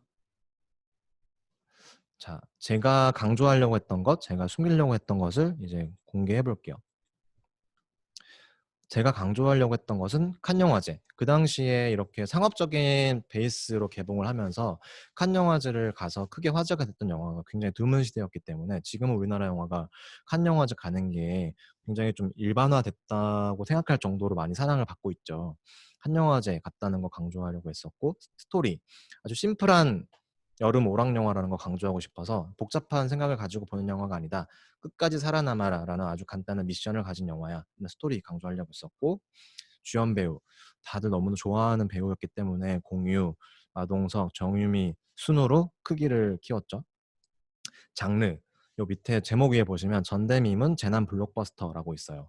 재난 블록버스터라는 장르를 좀 강조하고 싶었고 개봉일 하단에 보면 7월 20일 대개봉이라고 되게 눈에 띄는 컬러로 들어가 있죠. 그 다음에 개방감. 사실 영화를 보면 대부분의 90%의 스토리가 기차 안에서 벌어져요. 이 기차 밖의 상황은 영화 엔딩에나 나오는 상황인데 그 상황을 포스터에 넣습니다. 판단했을 때 목표가 너무 큰 영화고 여름 시장 영화라고 하면 굉장히 시원시원한 느낌들을 사람들이 원할 것이다 라고 생각했기 때문에 굳이 기차 안에 갇혀있는 답답한 이미지를 포스터에 넣고 싶지가 않았어요. 그래서 모든 인물들을 다 밖으로 빼서 가상의 상황을 만들었습니다. 그리고 역동감, 박진감 이런 것들을 넣으려고 했었고 그래서 무너져 내리는 어떤 재해들, 그다음에 뛰어나오는 모습들, 뛰어나오고 있는 어떤 순간을 포착하는 컨셉으로 포스터를 만들려고 했어요. 그리고 숨기려고 한 것은 좀비. 저 뒤에 좀비로 눈치챌 만한 분들이 계시긴 하지만 되게 안개 같은 걸 가려져 있죠. 그때만 해도 좀비라는 장르가 굉장히 매니악하고 우리나라에 좀비라는 소재를 가지고 큰 사랑을 받은 영화가 많지는 않았어요. 그래서 좀비라는 요소를 굳이 마케팅 단계에서 사전에 노출하고 싶지는 않았어요. 그리고 연상호 감독, 제가 너무나도 사랑하는 천재적인 감독이지만 애니메이션을 감독을 하셨었고 실사 영화는 처음이었기 때문에 굳이 강조하는 포션을 주지는 않았습니다. 그리고 아까 말씀드렸던 것처럼 KTX 실내는 감추려고 했어요. 좀 답답한 이미지가 있다고 판단했습니다. 그리고 신파란 요소, 저는 이 영화의 신파란 요소가 어떤 기능이 분명히 있다고 생각하지만 영화를 사전에 봤을 때 호불호가 좀 갈릴 수 있는 포인트라고 생각했고 굳이 마케팅 단계에서 신파란 요소를 보여줄 필요는 없다고 생각했어요. 그냥 영화관에 가서 그 감정을 관객들이 직접 느끼게 하면 된다라고 생각했기 때문에 신파의 감정도 포스터에 넣지는 않았습니다. 그리고 너무 혐오적인 이미지, 아까 말씀드렸던 것처럼 남녀노소가 다 봐야 되는 시장에 제가 들어갔기 때문에 이 영화가 들어갔기 때문에 징그러워 나 안 볼래 무서울 것 같아 이런 이유로 영화를 초이스하는 이유를 막기 위해서 혐오적인 이미지를 실제로 영화 속에 있지만 배제했습니다. 음, 이런 포스터 전반적인 것을 영화 마케터가 만든 건가요? 네, 맞습니다. 포스터에 대한 거는 뒤에 조금 더 자세히 제가 공정을 또 말씀을 드리도록 할게요. 이제 기본적인 영화 비즈니스나 마케팅에 대해서 개괄적인 내용들은 제가 설명을 드린 것 같아요. 또 너무 아카데믹한 얘기만 하면 또 머리가 아프니까 실제로 영화 마케팅이 어떻게 이루어졌는지 제가 사례 몇 가지를 간단하게 말씀을 드리고 포스터 얘기로 넘어가도록 할게요. 앞서 말씀드렸던 것처럼 이 프리 단계, 프로덕션 단계, 포스트 단계, 릴리즈 단계, 이 각각의 단계에 마케팅이 전부 다 기능을 합니다. 기획, 실행, 이 사후 정산이라는 업무들이 어느 정도 요 대각선 방향으로 업무가 흐르지만 실행 업무라고 해서 포스트 단계에만 하는 것도 아니고 기획 단계라고 해서 프리 단계에만 있는 것도 아닙니다. 그 예시들을 한번 제가 보여드리도록 할게요. 부산행은 재난 영화라고 생각합니다. 글로벌 행보를 펼쳐라. 제가 칸 영화제에 진출한 영화를 총 3번 담당을 해봤었는데요. 부산행, 옥자, 악녀 이렇게 3개의 마케팅을 담당했었고 옥자랑 악녀는 같은 해에 칸을 가서 이 3편의 영화를 가지고 전부 다 칸 영화제에 다녀왔었어요. 너무나도 운이 좋게도. 정말 특별한 경험을 하게 됐는데 우리나라의 칸 영화제를 진출하고 천만 영화도 한 영화가 딱 2편이 있는데 봉준호 감독님의 괴물과 부산행이에요. 그래서 정말 흔치 않은 경험을 마케터로서도 한 거죠. 칸 영화제는 너무나도 화려하고 특별한 경험이기도 하지만 실제로 마케터들이 가서 해야 되는 일들은 정말 험난해요. 간단히 예를 들어보면 낮에도 계속 일을 해야 되고 시차가 있다 보니까 밤에는 한국 스태프들하고 일을 하기 위해서 밤새 또 깨 있어야 되고 거의 잠을 못 자는 시간들을 한 일주일 보냈던 것 같고 너무 바쁘다 보니까 저도 이제 수트를 입고 길바닥에 앉아가지고 보도자료를 쓴다든지 뭐 이런 일들이 정말 비일비재했던 것 같아요. 뭐 화면에 보이는 사진을 통해서 미디어에 노출되는 모습들은 너무 화려하지만 저희뿐만 아니라 배우들, 감독들 모두 다 그 물밑에서는 굉장히 땀 흘리면서 노력하는 모습들이 있었습니다. 물론 너무나 특별한 경험이고 영광스러운 자리이다 보니까 이런 자리들을 갔을 때 좀 흥분되고 고조되는 분위기들은 있었던 것 같은데 쉽지는 않다. 그리고 옥자라는 영화는 칸 영화제에서도 이제 상영을 했지만 이 할리우드 배우들이 우리나라에 내한 활동을 했었어요. 그래서 저도 할리우드 배우들하고 일을 하는 거에 대해서 좀 막연한 동경 같은 게 있었는데 되게 재미있었고 뭐 이분들도 사람이다 보니까 모두가 다 비즈니스 매너가 좋은 거는 아니지만 굉장히 세계적인 수준의 비즈니스 매너를 갖춘 동료들과 일을 한다는 경험은 저한테도 굉장히 특별했던 것 같고 뭐 한 가지 재미있는 에피소드는 우리나라에서만 하는 영화 마케팅 홍보 활동을 되게 궁금해 하더라고요. 뭐 지금은 또 우리나라 영화들이 해외에 많이 소개가 돼서 뭐 할리우드 배우들이 우리나라 문화를 체험하는 것들이 일반화가 됐지만 그때 당시에는 무대 인사라는 개념이 할리우드 배우들한테는 없었나 봐요. 그래서 무대 인사라는 것을 한다, 개봉을 하면 객석을 메워준 관객들을 찾아가서 직접 이제 무대에 올라가서 스테이지에 올라가서 인사를 한다. 배우들이 너무 좋아하더라고요. 그래서 무대 인사 올라가기 전에 와인 글라스에 와인을 한 잔씩 따라가지고 서로 막 축하한다고 허그해주고 congratulation 막 이렇게 하면서 서로 축하하면서 들어가기 전에 이제 한 모금 하시고 무대 인사 올라가서 또 관객들의 에너지를 받고 인사하고 또 내려와서는 관객들이 이렇게 우리를 위해서 자리를 메워주고 박수를 쳐주는구나 너무 좋다고 하면서 또 짠하고 한잔하고 이제 이런 식으로 굉장히 좀 즐기더라고요. 좀 재미있는 경험이었습니다. 그중에 제가 하나 소개시켜 드리고 싶은 거는 반도인데요. 반도는 일단 부산행에 세계적으로 너무 흥행을 하다 보니까 처음부터 글로벌 마케팅을 해야 한다는 좀 부담감이나 준비를 해야 하는 과정도 되게 쉽지 않은 그런 영화였어요. 제가 현대자동차에서 글로벌 마케팅 업무로 사회생활을 시작했던 경험이 이때 진짜 많이 빛을 발했던 것 같아요. 이게 국내만을 대상으로 마케팅을 해서도 안 되는 영화였고 모든 마케팅의 베이스가 글로벌 시장에 맞춰서 포커싱이 되어 있다 보니까 각 나라의 이 배급사들과 수입사들과 마케팅적인 플래닝을 사전에 하는 것들이 되게 쉽지 않았고 또 몇 개의 영화들은 마케팅들은 글로벌이라는 테마를 가지고 어떻게 마케팅을 할 것인가를 좀 많이 고민을 했었고 저도 되게 재미있게 했습니다. 그 중에 하나는 이 글로벌 7개국 아티스트들과 포스터를 만든 경험을 제가 간단히 소개해드리고 싶은데요. 미국, 영국, 콜롬비아, 멕시코, 필리핀, 한국 이렇게 다양한 나라들하고 사전에 포스터를 미리 만드는 그리고 각 나라의 팬 아트를 만드는 그런 글로벌 캠페인을 사전에 준비를 했었습니다. 이 캠페인의 타임라인을 제가 한번 소개시켜 드려볼게요. 개봉하기 한 1년 전부터 각 나라 아티스트들을 물색을 했어요. 그래서 부산행이 가장 많이 사랑받은 나라가 어디인가? 그리고 그 나라에 이 영화를 소개해 줄 만한 되게 잘 맞는 핏한 톤 앤 매너를 가진 아티스트가 누구인가를 탐색하는 데 굉장히 많은 시간이 걸렸고, 개봉 한 6개월 전쯤에 아티스트를 최종적으로 선정을 해서 저희가 이제 서제스천 메일을 보내게 됩니다. 보내고 우리는 이러이러한 카테고리에 이러이러한 캠페인으로 이러이러한 일을 너랑 하고 싶어 업무 제의를 보냈고, 대부분의 아티스트들이 부산행이 너무 성공을 했었다 보니까 너무나도 하고 싶다라는 긍정적인 화답이 많았어요. 그래서 아티스트를 선정하는 과정은 생각보다는 그렇게 어렵지는 않았고, 저희 영화나 저희 회사를 소개하는 또 문서들을 만들어서 발송해서 최종적으로는 계약을 하게 됐고요. 개봉 한 4개월 전 정도에 영문계약서를 작성을 하고, 우리는 이러이러한 일정에 이러이러한 포스터를 원해라고 시안 작업을 의뢰하게 됩니다. 근데 한국에 있는 디자이너처럼 실제로 얼굴을 보는 게 아니다 보니까 되게 디테일한 작업 의뢰서들을 가지고 계속 소통하는 과정들이 되게 중요했고, 우리가 원하는 게 뭐고 어떤 방식으로 너의 크리에이티비티를 구현하길 원해 라는 거를 잘 설명하는 게 되게 중요했어요. 그리고 몇 가지의 시안들을 받았고, 개봉 2달 전 정도에 최종 시안이 확정되고, 이 최종 완성된 시안들을 각 나라별로 글로벌로 국내에서는 각각 어떻게 활용을 할지를 플래닝하는 시간을 가지게 됩니다. 이게 한 1년 정도를 가진 캠페인의 타임라인으로 생각하시면 될 것 같아요. 그래서 여러분들이 보시기에는 포스터를 뭐 한 1주, 2주 정도 선보이는 시간을 가지게 되겠지만, 이런 하나의 캠페인을 하기 위해서 굉장히 긴 시간과 긴 과정과 질이 멸렬한 시간들이 거치게 된다라는 걸 한번 소개해드리고 싶었고요. 여기서 하나 또 말씀드리고 싶은 거는 영어예요.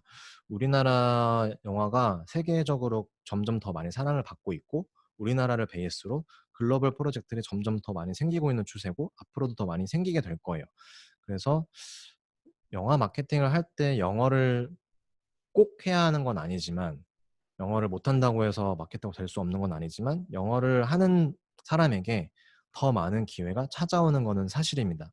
그리고 여러분들이 이제 현업을 올 때쯤이면 한 또 10년, 5년 뒤일 테니까, 그때쯤에는 더 세상이 더 글로벌화 되어 있겠죠. 그때쯤에 이 코로나도 끝날 테고, 영어라는 거는 뭐 목적이 될 수는 없지만 여러분들이 하고 싶은 일을 하기 위한 되게 좋은 수단이라고 말씀을 드리고 싶어요.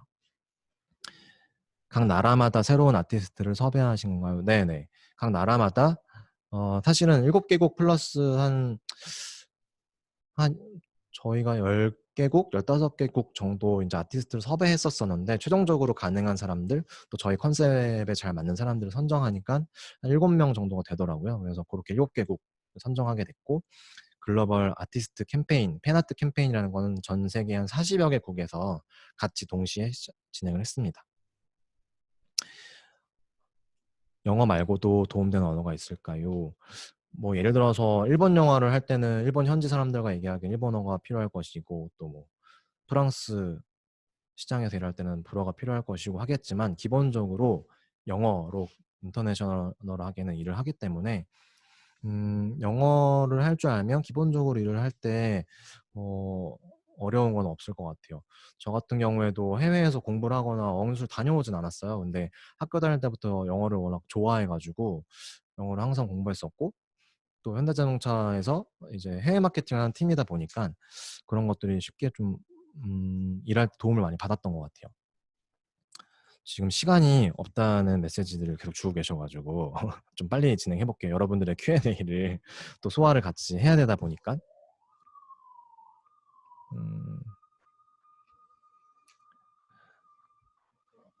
해본 적 없는 스태프들을 섭외하라. 여러분 이 포스터 본 적 있나요? 흔히 얼굴빵 포스터라고 해요. 업계 용어인지는 잘 모르겠는데 대중들도 아마 얘기하면 이해하실 거예요. 배우들의 얼굴이 대문짝만하게 나오는 포스터. 이 포스터가 왜 나오게 될까요? 앞서 말씀드렸던 것처럼 이 큰 스코어를 목표로 하는 영화일수록 상대적으로 좀 취향을 덜어내게 돼요. 왜냐하면 많은 사람들이 이 영화를 사랑받아야 된다는 강박이 또 생기다 보니까, 이런 요소들을 싫어하지 않을까? 저런 요소를 싫어하지 않을까? 숨기고 결국에는 이렇게 흥행하는 영화에 나왔던 배우가 나와 하나만 남게 되는 그런 포스터. 그 중에서도 히말라야 포스터는 전 되게 잘 만든 포스터라고 생각해요. 이 영화가 이 산악 원정대 얘기잖아요. 얼굴에 막 얼음도 좀 묻어 있고 잘 표현된 포스터, 또 황정민 선배님의 이 되게 표정도 되게 잘 살아있고 잘 살아있는 포스터로 생각하는데, 한동안 그런 카테고리의 포스터, 얼굴빵 포스터가 질비하게 나오면서 내부적으로도 업계에서도 좀 자성의 목소리가 있었고, 관객들도 왜 이렇게 한국 영화는 얼굴빵 포스터를 사랑하냐, 해외 포스터가 더 멋있는데 왜 이렇게 얼굴빵 포스터만 내냐. 사실은 그 이유가 여기에 있어요. 왜냐면 우리가 영화를 너무나도 좋아하는 분들만 대상으로 마케팅을 하는 것이 아니라 그냥 지나가다가 쓱 봐도 이런 영화가 있어? 캐치해야 되는 사람들도 생기고, 난 다른 건 잘 모르겠는데 황정민 배우 나오니까 볼래 하는 분들도 실제로 많이 계시기 때문에, 그런 부분들을 고려하다 가장 먼저 마케팅을 시작하라. 반도의 마케팅에 대해서 조금 더 얘기를 드리고 싶은데, 코로나가 이제 시작되기 전에는 사실 올해 여름에 굉장히 제작비가 큰 영화들이 많이 포진이 되어 있었어요. 그래서 그 사이에서 반도라는 영화가 제일 부각되기 위해서 미리 고민을 좀 많이 해야 한다는 부담감이 좀 저도 많이 있었어요. 그래서 좀 다양한 마케팅들을 미리 많이 계획을 했었는데, 지금 제가 예시 영상 한번 보여드릴 건데 보신 분도 계실지는 모르겠어요. 포스트 프로덕션 단계에 후반 작업 때 사운드 믹싱이라는 거를 해요. 그래서 배우들의 목소리가 더 잘 들리게, 효과음이 더 잘 들리게 사운드를 입히는 과정이 있는데, 그 과정을 공중파에 노출하면 어떨까라는 생각에 시작된 아이템이에요. 그래서 장도연 님이 좀비 목소리를 연기하는, 사운드실에서 좀비 목소리 연기하는 장면을 이제 토크쇼에 내보낸 적이 있는데, 그걸 한번 보여드리도록 할게요. 혹시 뭐 사운드나 영상이 끊기는 분은 제가 저희 지금 매니저님이 채팅창에 링크를 남겨드릴 테니까 링크를 보고 오셔도 되고, 지금 영상을 한번 플레이 해볼 테니까 보이시는 분들은 요거 같이 한번 보고 넘어오겠습니다. 신속하게 전략을 수정하라. 마케팅이라는 게 항상 관객과 시장과 호흡을 해야 되다 보니까 항상 생각했던 반응을 얻는 거는 아니에요. 그리고 원하는 대로 그 반응을 얻지 못했더라도 실시간으로 그 반응을 캐치하고 바로바로 전략을 수정하는 것도 되게 중요하다고 생각합니다. 반도의 예고편이 워낙에 이제 마케팅도 분위기가 좋았지만 영화 자체가 기대감이 높은 영화였다 보니까 예고편이 나가고 굉장히 예고편 조회수가 높았어요. 사랑을 많이 받았는데, 그 영상을 짧게 만들어서 저희가 SNS 같은 데 광고를 했었어요. 30초 정도 잘라서. 근데 유튜브에 광고를 반도 예고편을 했더니 다른 타겟들은 다 괜찮은데 20대 여성 타겟 광고 반응률이 너무 안 좋은 거예요. 사실은 영화 보시면 아시겠지만 이 영화가 그렇게까지 잔인하거나 그렇게까지 하드코어 해가지고 젊은 친구들이나 20대 뭐 여성분들이 보시기에 혐오감 있는 영화는 아니었는데, 어, 20대 여성들의 반응, 광고 반응률이 너무 낮더라고요. 일단 그 영상을 먼저 보여드릴게요. 미쳤어? 그걸 또 들어간다고? 부산의 그 후 4년. 다 같이만 움직이자. 다시 한번 살아남아라. 잡아!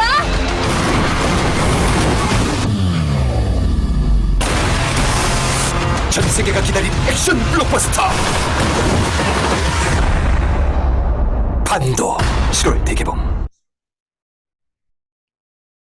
대체로 광고 반응률이 좋았지만 저희가 제일 메인 타겟이라고 생각했던 타겟의 반응률이 좋지가 않아서 어떻게 할까 고민하다가 일주일 만에 광고를 갈아치웠어요.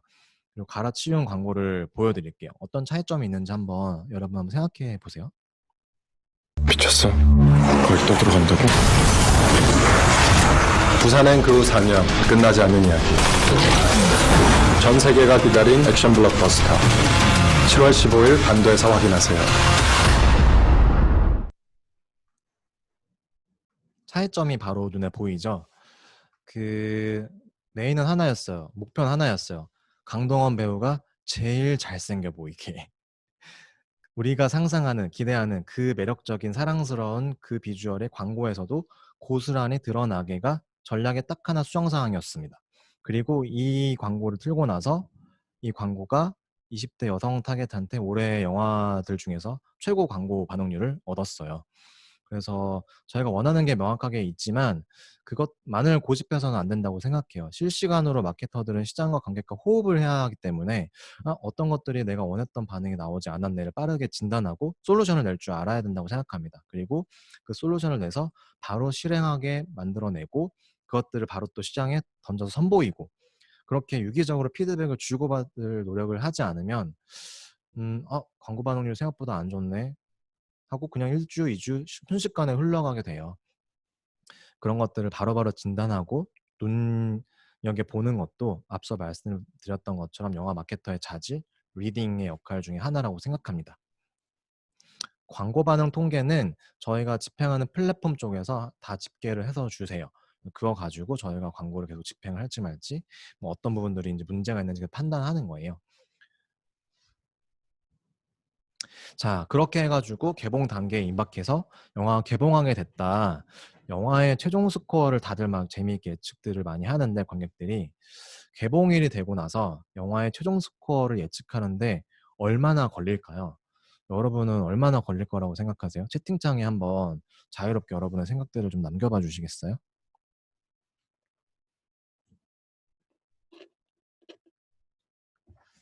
예측. 최종 스코어 예측하는 데 걸리는 시간. 4년, 한 달, 하루, 2달, 일주일, 하루, 개봉날, 5일.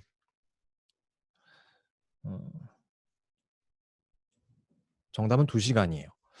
뭐 조금 2시간 만에라고 하실 수도 있는데 이건 100%는 아니고 90% 정도의 예측. 모든 배급사가 개봉을 하면 하루에 3번씩 서로의 스코어를 서로 전체 공유를 합니다. 오전 10시, 정오, 오후 5시 이렇게 3번 개봉하는 상영작의 배급사들끼리 지금 10시 우리 영화 스코어 얼마야, 12시 얼마야, 5시 얼마야 공유를 해요. 그리고 상영 시간표, 내가 받은 상영관의 개수, 그 다음에 예매량도 이 배급사 쪽은 무슨 요일에 예매된 양인지 다 볼 수가 있어요. 수요일 예매량, 목요일 예매량, 금요일 예매량. 그럼 뭐 요일별로 얼마나 떨어지는지 올라가는지 알 수 있겠죠. 그리고 현장 티켓 판매 속도. 계속 시간 단위로 저희 스코어가 체크가 되니까 시간대별로 어느 정도 좀 팔리고 있구나. 이런 것들을 보면은 사실은 오전 10시 스코어를 보면 그날의 스코어를 예측할 수 있고 어느 정도 90%는 맞아요. 그리고 그날의 스코어가 예측이 되면 그 주 주말 스코어까지 예측이 됩니다. 그리고 그 주 주말 스코어가 예측이 되면 이 정도 스코어면은 다음 주에는 극장에서 우리한테 상영관을 얼마를 주겠구나. 나는 이렇게 나왔지만 이만큼을 더 달라고 주장해야지. 그 근거는 뭐뭐뭐야. 근데 주말쯤에 극장에서 다음 주 상영관을 너무나도 내 계산과는 다르게 턱없이 부족하게 줬어. 그럼 항의도 하죠. 이러이러한 지표들을 보면 이렇게 나와야 말이 되는데 왜 이것밖에 안 주냐. 뭐 딜을 하기도 하고 그렇게 상영관을 2주차도 계속 확보를 하는 거예요. 그렇게 하다 보면 첫날 2시간 만에 나온 스코어를 가지고 그날, 그 주말, 다음 주 최종 스코어까지 어느 정도 예측은 됩니다. 물론 첫 주의 반응이 너무 좋아가지고 예상하지 못 모두의 예상을 뒤엎고 그 다음 주에 빵 터져가지고 이제 그 다음 주 더 잘 된 영화들도 있고 너무나도 잘 될 거라고 생각했지만 한 주 만에 망해버린 영화도 있어요. 그거는 사실은 100% 예측은 너무나도 힘들지만 어느 정도 한 8, 90%의 예측치는 예측이 됩니다. 상영관을 주마다 새로 주는 건가요? 상영관은 거의 매일매일 리뉴얼돼요. 극장에서 뭐 한 80%, 90% 정도 배정을 해놓고 나머지는 극장에서도 보는 거예요. 이게 이렇게 드네. 이렇게 제일 큰 거를 줬는데 이것밖에 못 채우네. 그럼 빼. 뭐 이번 주말까지는 편성했는데 이거 안 찼어? 다음 주말 빼. 뭐 이런 식으로 계속 극장에서도 그 사이트에 어떤 스코어들을 보면서 예측을 하고 평가를 합니다. 그럼 이제 저희는 저희 나름대로 어떤 극장의 지표로 삼는 사이트, 대표 사이트들은 굉장히 잘 들게 하기 위해서 마케팅적으로 더 고민을 많이 하고 뭐 티켓 세일즈 같은 것도 많이 이제 좋은 사이트에 집중하게 되기도 하고 이제 그런 이제 개봉하고 나면 수치 싸움이 되는 거예요. 개봉을 하고 나면 정말 피말려요. 뭐 개봉하고 1시간 단위로 예매율이나 뭐 지금 내 영화가 얼마 들었는지 알 수 있으니까 이걸 계속 보면서 이제 예측할 수밖에 없게 돼요. 극한직업이나 이준익 감독 왕의 남자는 마케터들의 예상과 달리 터진 영화. 네, 맞습니다. 마케터들뿐만 아니라 업계의 모든 사람들이 그 영화들이 천만을 할 거라고 예측하지는 못했을 거예요. 개봉하고 나서 관객 반응이 너무 좋았고 너무나도 재미있었고 뭐 이 영화가 이렇게 터질 거라고 생각하지 못했지만 관객분들이 너무나도 사랑을 해주다 보니까 극장에서도 더 많이 상영관을 배정할 수밖에 없는 비즈니스의 논리를 관객의 사랑이 이겨버린 케이스라고 저는 생각해요. 그래서 지금 한 10분 정도가 남았는데 포스터가 만들어지는 과정을 빨리 얘기해 보도록 할게요. 코로나가 끝나면 포스터 워크숍을 여러분들하고 같이 하는 시간도 꼭 이제 마련이 되면 좋을 것 같습니다. 포스터를 흔히 질문을 보니까 그런 질문도 있더라고요. 포스터 디자인사 외주를 줘가지고 만드는 거 아닌가요? 이제 이런 질문들이 많이 있는데 틀렸다고 할 수도 있고 맞다고 할 수도 있어요. 하지만 에이전시가 선정되기 전에 앞서 말씀드렸던 것처럼 전체적인 마케팅의 방향성이나 컨셉을 정하게 됩니다.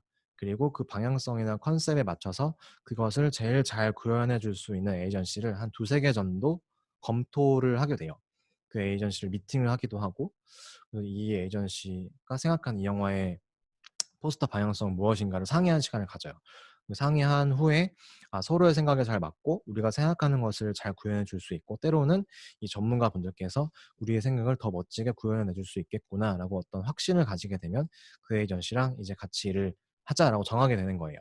그리고 같이 이제 포스터 기획을 하게 되죠. 포스터를 찍은 사진들로 합성을 할 건지 현장에서 찍을 건지 이런 것들을 정하고 1차 시안을 받습니다. 1차 시안은 적게는 저는 한 10개, 많게는 한 100개까지는 받아봤던 것 같아요. 이게 많고 적은 거는 컨셉적인 이유가 많기 때문에 꼭 정해진 개수가 있는 건 아니고 우리가 충분히 이 영화를 가지고 우리가 할 수 있는 노력을 최선을 다했다라고 할 때까지 정말 만드는 것 같아요.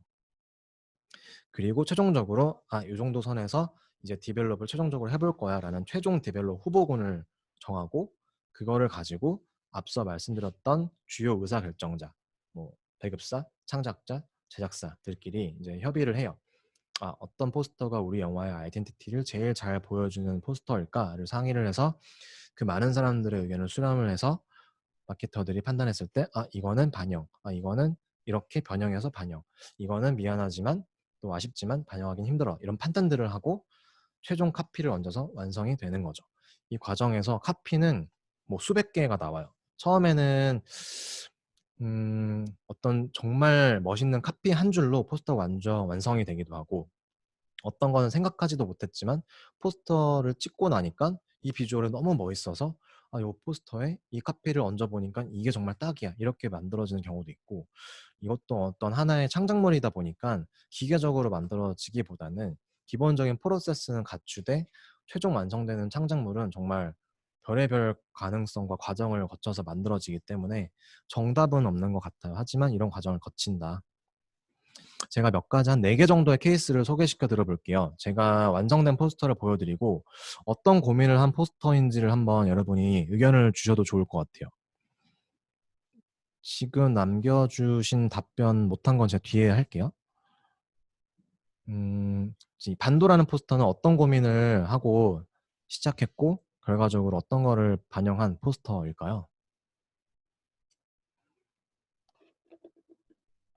디스토피아, 생존, 인물, 아포칼립스, 생존. 여러분 진짜 마케터 해도 될 것 같아요. 너무 다 잘 아네. 제가 고민한 건 이거였어요. 현장을 가니까 현장이 너무 멋있더라고요. 현장에 그 아포칼립스 상황을 어느 정도 이제 배경 색이나 이런 건 CG를 입힌 거지만 대부분은 세트였어요. 그래서 한 300평 정도의 이 폐허가 된 공간을 세트로 만들어 놨는데 너무 리얼리티가 높아서 이거는 무조건 현장에서 찍어야겠다. 처음 촬영 현장 갔을 때 제가 그 생각이 들어서 반도의 촬영 현장은 제가 거의 한 일주일에 한두 번씩은 갔던 것 같아요. 가서 어느 각도에서 어떻게 찍으면 이 영화 이렇게 열심히 다들 고생하면서 만드는데 어떻게 포스터를 찍어야 내가 이 고생한 게 고스란히 포스터에 담길 수 있을까 진짜 많이 고민했고 현장에서 찍어야겠다. 그래서 이 세트가 없어지기 전에 어느 일정을 받아서 배우들이랑 다 일정 조율을 해서 촬영팀을 모시고 와서 찍은 거예요. 그래서 고민한 거 첫 번째는 현장의 리얼리티를 최대한 담자. 그리고 대규모의 스케일로 인간과 좀비의 액션을 보여주자. 그래서 티징과 메인 포스터를 만들게 됐습니다. 두 번째는 시동. 이거는 뭐 앞서 여러 번 얘기했으니까. 그 당시에 경쟁 영화가 백두산, 캐치, 천문 이런 좀 몇백억짜리 경쟁작들 사이에서 살아남아야 되는 영화였어요. 근데 상대적으로 시동이라는 영화는 좀 휴머니즘이 강한 영화였어서 어떻게 하면 더 튀어 보일까, 시장에서 살아남을까, 관객들이 주목을 해줄까를 고민하다가 이 영화에는 뭐 감동도 있지만 코미디라는 장르 파워가 있기 때문에 그거를 최대한 부각하자. 그리고 마동석 배우의 이 충격적인 비주얼을 최대한 사람들이 러블리하게 호감을 가지고 즐길 수 있는 거리들을 되게 많이 만들자라고 생각해서 현장에서 시도 때도 없이 마동석 배우의 다양한 비주얼을 계속 남겨놨어요. 남겨놓고 그거 가지고 포스터를 되게 여러 개 냈던 사례예요. 질문들은 제가 뒤에서 한꺼번에 할게요. 자, 가장 보통의 연애. 이 포스터도 굉장히 많이 사랑을 받았고 그 뒤에 패러디도 되게 많이 됐던 포스터인데 이 포스터는 뭐를 제가 제일 영향을 받았어요. 시동 때. 자, 가장 보통의 연애는 웃는 얼굴, 보통 사람 느낌, 타이포와 인물의 조화. 진짜 여러분들 되게 대단하다. 주인공 특징. 자, 이 영화는 영화 보신 분들도 있겠지만 메인 타겟이 25, 35 남녀였어요. 그리고 두 배우가 사실은 25, 35 남녀보다는 조금 에이지가 있지만 이 두 사람이 최대한 본인들처럼 느껴지게, 본인들이 원하는 이미지를 담을 수 있게 두 배우의 러블리한 모습을 최대한 포스터 안에 구현해낼 수 있게가 목표였고요. 실제로 영화 속에는 나오지 않는 의상이지만 최대한 공효진 배우가 러블리하게, 최대한 김래원 배우가 핸섬하고 젠틀하고 러블리하게 보일 수 있는 세팅을 했고 디자인 타이포나 이 색감 같은 것도 최대한 이 산뜻한 매력을 강조하기 위한 것들만 살려서 나머지는 다 없애버린 포스터였어요. 그리고 정직한 후보. 이 영화 진짜 재밌는 영화인데 이 영화는 어떤 거를 강조하려고 했을까요?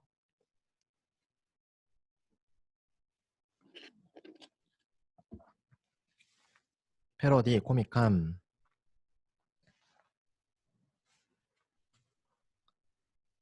이 영화는 내용이 거짓말을 못하게 된 국회의원이라는 컨셉이에요. 이 컨셉이 너무 재미있어서 거짓말을 못하게 된 코믹한 상황을 아주 직관적으로 알 수 있게 만들자. 그냥 딱 보면 아 이게 거짓말을 못해서 생기는 코미디 영화인가 봐 라는 걸 그냥 직감적으로 알 수 있게 하자라는 게 목표였어서 패러디 같은 것도 만들고 뭐 뻥이야 이런 딱 눈에 들어오는 카피 같은 것도 쓰고 거짓말 잘하게 해주세요 이런 카피 같은 것도 쓰고 뭐 이런 맨 왼쪽 카피는 거짓말 잘하게 해주세요라는 카피가 너무 쓰고 싶은데 이 카피에 잘 어울리는 비주얼이 뭐가 있을까? 아, 다 같이 모여가지고 무릎 꿇고 거짓말 잘하게 해달라고 비는 모습이 있으면 너무 재밌을 것 같지 않아? 하면서 이 포스터가 완성된 거예요.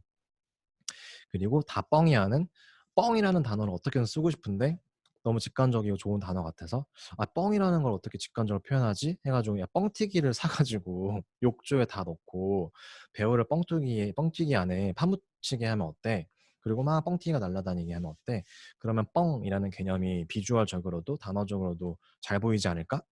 뭐 이렇게 시작해서 만들게 된 것 같고 세 번째, 네 번째 건 패러디인데 네 번째 거 보면은 이제 Get Out이라는 공포 영화를 패러디한 거죠. 이 이미지가 워낙에 이제 임팩트가 있어서 리뷰 포스터 카피 같은 거 보면 웃느라 잇몸 마른 거 시와 웃다가 복근 생길 뻔 약간 이런 과장된 카피 같은 거 얹어가지고 만든 포스터였어요.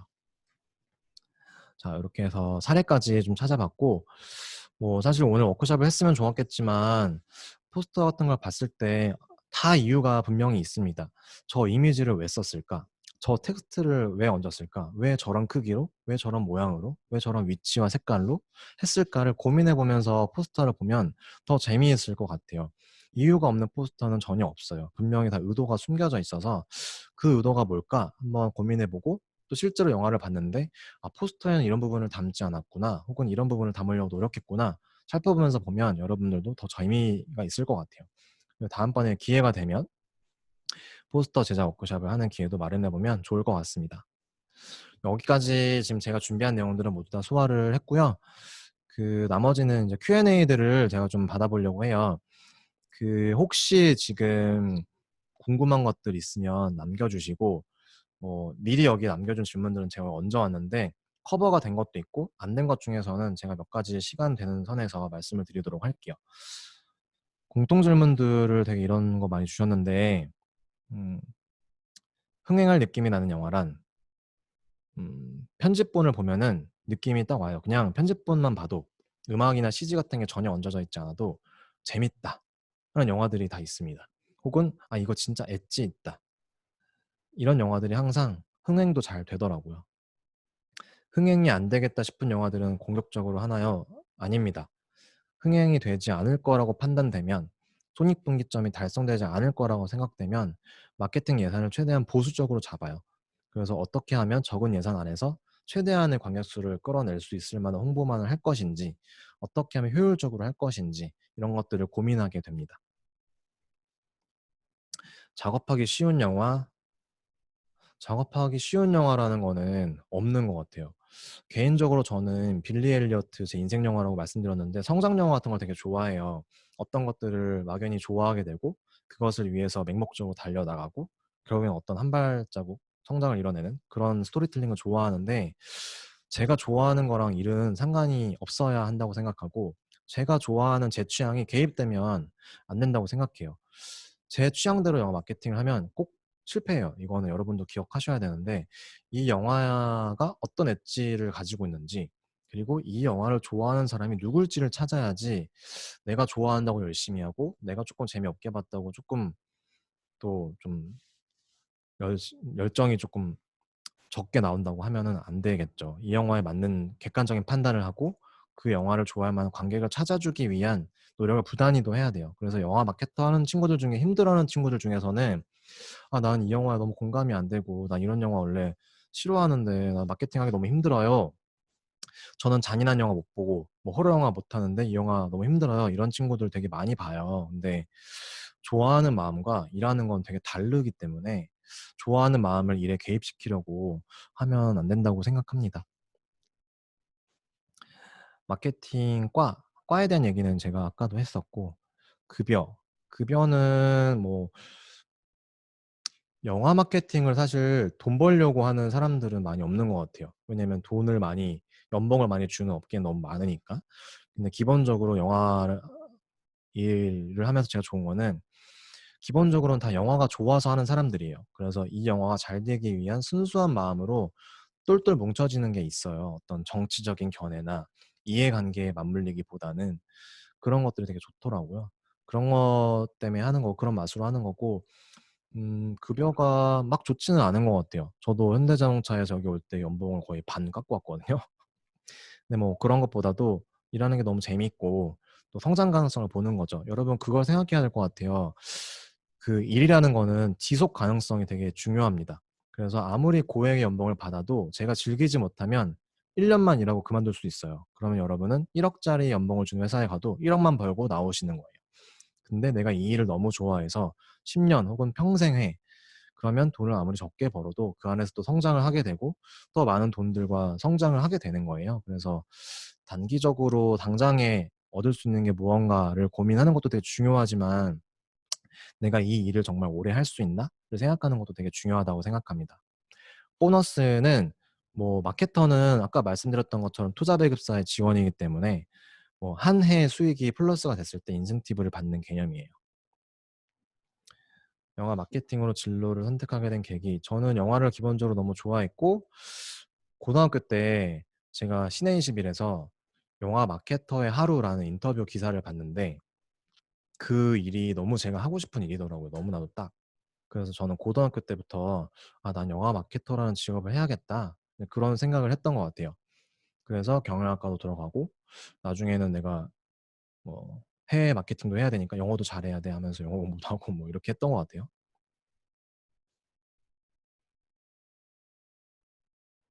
눈여겨보시는 아티스트, 뭐 사전 질문에 이런저런 디자인 회사 이름을 언급해 주신 친구들도 있던데, 너무 잘하고 실력 있는 에이전시들이 많아서 다 개성이 달라서 어디 하나가 너무 잘한다라기보다는 그 개성들을 이 영화 잘 매칭시켜 줄 것인지를 잘 고민하는 게 좋을 것 같아요. 그리고 이제 채팅방에 올려주신 내용을 좀 볼게요. 이거 조금만 올려주실 수 있나요? 채팅방을 위에 제가 올려주실 수 있나요? 일단 지금 보이는 것부터 하면은 마케터가 되고 싶은 학생들에게 추천해주고 싶은 책. 저는 인문학 책 많이 읽으라고 권해드려요. 지금 중고등학생분들께서 인문학 책 많이 읽기 어려우실 수도 있는데 그 중고등학생 분들이 읽을 좋은 책들이 많이 있거든요. 그런 걸 읽으시면 아까 말씀드렸던 것처럼 마케팅은 어떤 아카데믹한 공부를 하기보다는 세상이나 사람에 대한 이해에 대해서 예민한 촉을 갖고 있는 게 좋기 때문에 그런 인문학 책 많이 보시는 걸 추천드립니다. 에이전시는 영화 하나하나 할 때마다 바뀝니다. 영화 할 때마다 계약을 새로 해요. 그래서 투자 배급사의 마케팅 팀이 영화에 맞는 스텝들을 계속 계약하는 방식이에요. 회사에서 계속 같이 일하지는 못해요. 예, 지금은. 물론 이제 영화계가 아닌 다른 곳은 인하우스 에이전시를 많이 써요. 그래서 계열사 안에 그 회사를 넣는다거나 이런 개념도 있는데 영화는 그렇지 않고 소규모의 회사들이 다양하게 모여서 일을 하게 돼요. 영화 마케팅만 해도 한 번 마케팅을 할 때 스태프들이 한 50명? 그리고 그 50명 정도를 모두 커뮤니케이션하고 매니징해서 마케팅을 끌고 나가는 역할을 투자 배급사 마케팅 팀이 하기 때문에 그렇게 이해해 주시면 될 것 같아요. 예고편만 봐도 재미없겠다 싶은 영화들이 TV에 많이 노출되는 이유는 재미가 없어 보여도 그 안에서 나름 최선을 다해서 만든 결과물일 거고 또 그거를 누군가는 좋아하는 사람이 있을 거니까 우리 영화 많이 봐주십사 하고 또 광고를 하는 거겠죠. 네. 뭐 재미라는 게 열이면 열 다 재밌다, 재미없다 의견이 똑같은 건 아니니까 재미없다면 속상하겠지만 네, 나름 최선을 만든 결과물들이라고 생각을 하면 될 것 같아요. 근데 이제 일이라는 게 항상 뭐 100만큼 노력을 투여할 수 있는 상황이나 시간이 주어지는 건 아니어서 어떤 이유들이 다 있겠죠. 최선을 다하지 못한 이유가. 마케터가 되기 위한 결심을 말씀드렸고 SNS에서 마케팅하고 중요시하고 신경 쓰시는 거 저는 일관성 그 다음에 진실성 이 두 가지를 신경 쓰는데요. 절대 뭔가 더 포장하려고 해서도 안 되고 그냥 딱 진짜만을 위한 엑기스? 전 차라리 좋은 것 같아요. 어떤 유저 입장에서도 그렇고 마케팅하기 위해서도 그렇고 거짓말이 통하지 않는 시대? 거짓말 해서도 안 되고 거짓말에 대한 혐오가 커지잖아요. 근데 이제 이 SNS 채널 안에서 또 거짓말을 하는 세력들이 생기니까 그게 너무 스트레스인데 그거를 정말 진실성 있게 전달하는 건 또 일관성이라고 생각하거든요.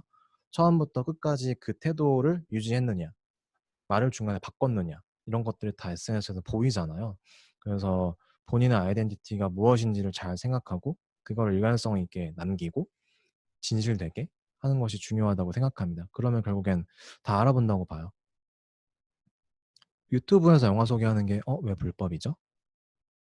뭐 요새 얘기하는 뒷광고 같은 거 말씀하시는 건가요?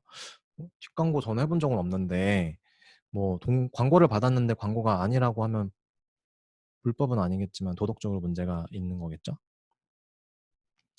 포스터나 이런 거 만들 때 창의적이고 터무니없는 거라도 막 던질 수 있는 분위기. 예. 기획 단계에서는 어떤 얘기도 가능하고 그냥 서로 생각하는 거 그게 하나의 단어든 하나의 이미지든 그걸 막 그냥 끄집어내서 그런 거 가지고 시작하기 때문에 뭐 그런 거에 대해서는 전혀 거리낌이 없을 것 같아요. 물론 이제 본인의 생각은 명확히 있어야겠죠. 일단 이 일을 한다는 거는 이제 프로페셔널한 결과물들 요구하고 본인들의 업무 퍼포먼스를 평가받기 때문에 뭐 어느 정도는 그래도 본인이 정말 진지하게 생각해서 던지는 거여야 하겠죠. 유명한 회사들 투자 배급사는 뭐 CJ 엔터테인먼트, 롯데 엔터테인먼트, 쇼박스, 넥스트 엔터테인먼트 월드, 메가박스, 에이스 메이커 요 정도가 6대 투자 배급사라고 불리고요. 그 외에도 되게 크고 작은 수입사, 제작사, 뭐 투자 배급사 되게 많아서 본인이 제가 아까 말씀드렸던 것처럼 영화계 안에서 어떤 롤을 하고 싶은지를 먼저 정해야 그 롤을 하는 회사를 찾을 수가 있어요. 너무 많아서.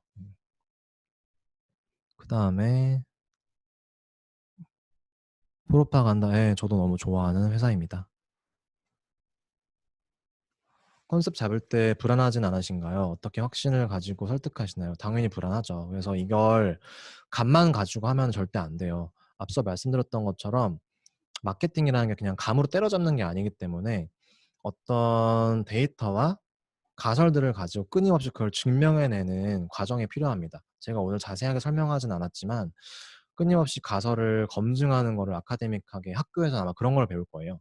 그리고 그 가설을 검증하기 위한 방법들, 그리고 그 가설을 검증해서 전략을 짤 때 어떻게 전략을 짜는지에 대한 방법들을 학교에서 배워요. 그런 것들이 당연히 도움은 되죠. 그래서 끊임없이 내 생각이 이게 생각인지 추측인지 감인지를 검증할 데이터와 증거들을 수집하셔야 돼요. 그런 게 없으면 절대 설득되지 않아요. 아, 이거 이렇게 하는 게 맞는 것 같아요. 왜 그렇게 해야 되는데? 대답 못하면 안 돼요. 이러이러한 데이터가 이러이러한 걸 증명해 줍니다. 이러이러한 걸 봤을 때 이거는 먹힐 겁니다를 반드시 증명해야 됩니다. 마케팅이 막연히 되게 창의적인 사람이 하고 되게 기발한 생각을 하는 롤이라고 생각하실 텐데 절대 그렇지 않아요. 되게 로지컬한 업무고 굉장히 논리적으로 상대방에 설득하고 그 설득할 자료들을 구해내고 그렇게 하지 않으면 마케팅은 절대 할 수 없어요. 창의적인 거는 뭐 열의 한 개 정도 업무는 창의적인 게 먹힐 수도 있지만 그 창의적인 것도 이게 창의적인 게 필요한 단계인지 그런 과제를 갖고 있는 영화인지를 판단해야지 모든 영화들이 다 기발한 행위를 한다고 해서 솔루션이 될 수는 없어요. 영화 마케터로 갈 수 있는 길이 좁은 편.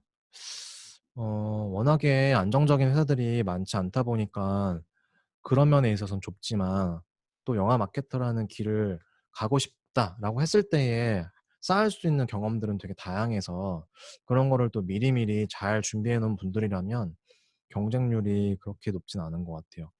하고 싶은 친구들은 다 이력서에서 티가 나더라고요. 영화 마케터를 준비하는 중고등학생들한테 어 저도 영화 마케터를 중학교, 고등학교 때부터 하고 싶었지만 그때 생각했던 대부분의 것은 지금 현업을 한 10년 제가 해보니까 또 잘못된 정보들도 많았고 착각하고 있는 것도 되게 많았던 것 같아요. 그래서 여러분들이 이제 대학생이 되면은 그 필드에 가서 간접적이든 직접적이든 그런 경험들을 많이 하는 게 되게 중요하다고 생각하고 이런 스토리 스튜디오 같은 공간들을 오시는 것도 전 되게 대단하다고 생각하는데 제가 학교 다닐 때 이런 공간이 있었으면 훨씬 많이 도움이 됐을 것 같아요. 그래서 먼저 이런 필드에서 경험을 한 선배들이나 직업군들을 경험해서 아, 내가 생각하는 게 이게 착각인지 맞는 얘기인지 저 사람은 지금 뭘 고민하는지를 잘 캐치를 하고 저런 거를 하려면 내가 실질적으로 정말 필요한 건 이거구나. 이런 건 내가 좀 그냥 착각을 했구나. 내가 생각한 이런 거지만 이런 거는 정말 생각하고 다르네. 이런 직간접적인 경험을 많이 하는 게 중요하다고 생각하고 학교 다닐 때 인턴이라는 것도 스펙 쌓는 스트레스를 받지 마시고 그냥 본인이 생각하는 것들이 맞나 안 맞나 세상에 나가기 전에 문을 두드리는 단계라고 생각하시면 좋을 것 같아요. 그때 내 생각들을 많이 점검해보고 내 생각이 맞으면 이제 드디어 사회에 나가는 거고 내 생각이 틀렸구나라고 하면 교정하면 됩니다. 학교 다닐 때 뭔가 새로운 걸 경험하거나 실패하는 거를 절대 두려워할 필요 없을 것 같아요. 지금 하는 경험들이 다 쌓이고 쌓여서 여러분만의 개성이나 취향이나 여러분만의 길이 생기는 거라서 정말 정답이 없어요. 그냥 지금 좋아하는 것들을 그냥 열심히 하는 게 정말 5년 뒤, 10년 뒤에 도움이 될 거라고 말을 해주고 싶어요. 그다음에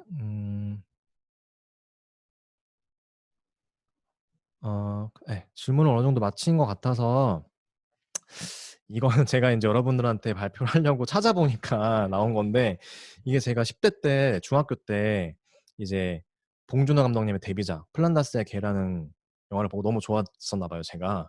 그거를 신문에 나온 광고를 오려 가지고 제 일기장에 붙여 놨더라고요.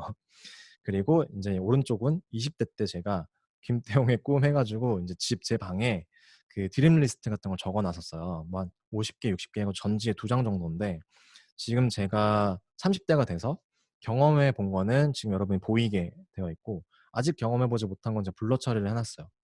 근데 생각보다 많은 거를 제가 경험을 했더라고요. 이걸 적을 때만 해도 이런 거를 제가 어떻게 해야겠다는 구체적인 계획이 있었던 것도 아니고 진짜 할 수 있을 거라고는 상상을 못 했어요. 근데 1번에 뭐 칸 영화제 레드 카펫 밟기 뭐 이런 것도 있었고 그리고 지금 30대가 된 저는 봉준호 감독님과 같이 옥자라는 영화를 마케팅하기도 했고 2번의 칸 영화제를 가기도 했습니다. 그래서 여러분이 지금 어떤 걸 좋아하시고 어떤 걸 꿈꾸는지는 모르겠지만 지금 꿈꾸는 것들을 분명히 이루게 되는 날들이 올 거라고 생각해요. 그래서 너무 조급해하지 말고 그렇게 많이 꿈꾸시고 많이 경험하시고 하고 싶은 거를 최대한 많이 남겨놓는 10대 시간을 보내면 좋을 것 같아요. 그리고 스토리 스튜디오 저기 되게 와서 놀랐는데 여러분들이 이런 거 체험하기 되게 좋은 기능들이 많이 있더라고요. 그래서 지금 오늘 시간에 다 해소하지 못한 질문이나 코멘트 같은 게 있다면 여기 지금 화면에 보이는 그 이메일 주소로 그리고 그 스토리 스튜디오의 인스타가 있더라고요. 거기 DM 같은 걸로 여러분이 남겨주시면 여기 스토리 스튜디오의 매니저님들이 계속 지속적으로 소통할 수 있도록 어레인지를 해주신다고 합니다. 그래서 오늘 너무 긴 시간이었는데 2시간 넘게 이렇게 자리를 지켜주셔서 너무 감사드리고 부디 여러분들한테 많이 도움이 되는 시간이었길 바랄게요. 감사합니다. 감사합니다. 네. 오늘 예정된 시간보다 훨씬 길게 아주 뜨겁게 진행이 되었는데요. 마지막으로 이제 저희 단체 사진 한번 찍으려고 해요. 실제로 찍었다면 더 좋았겠지만, 이렇게 온라인으로라도 만난 것에 대해서 기념을 하고 싶으니까 지금 비디오를 조금 다 켜주시겠어요? 그러면 저희도 저 태용님 옆으로 가서 같이 사진을 찍고 이 사진은 저희가 오늘 행사에 대해서 설문지를 메일로 문자로 보내드릴 거예요. 거기다가 파일 첨부해서 사진 전달드리도록 할게요. 자, 그럼 사진을 찍으러 이동하겠습니다. 어디로 하면 되나요? 저희가 다 나오나요? 저는 여기로 나오나요? 여기로 갈까? 어떻게? 가지고 올래? 이렇게 하면 될 것 같은데요? 네. 한꺼번에 나와야 되니까 여기가 나오고 저희가 이렇게 나와야 되잖아요.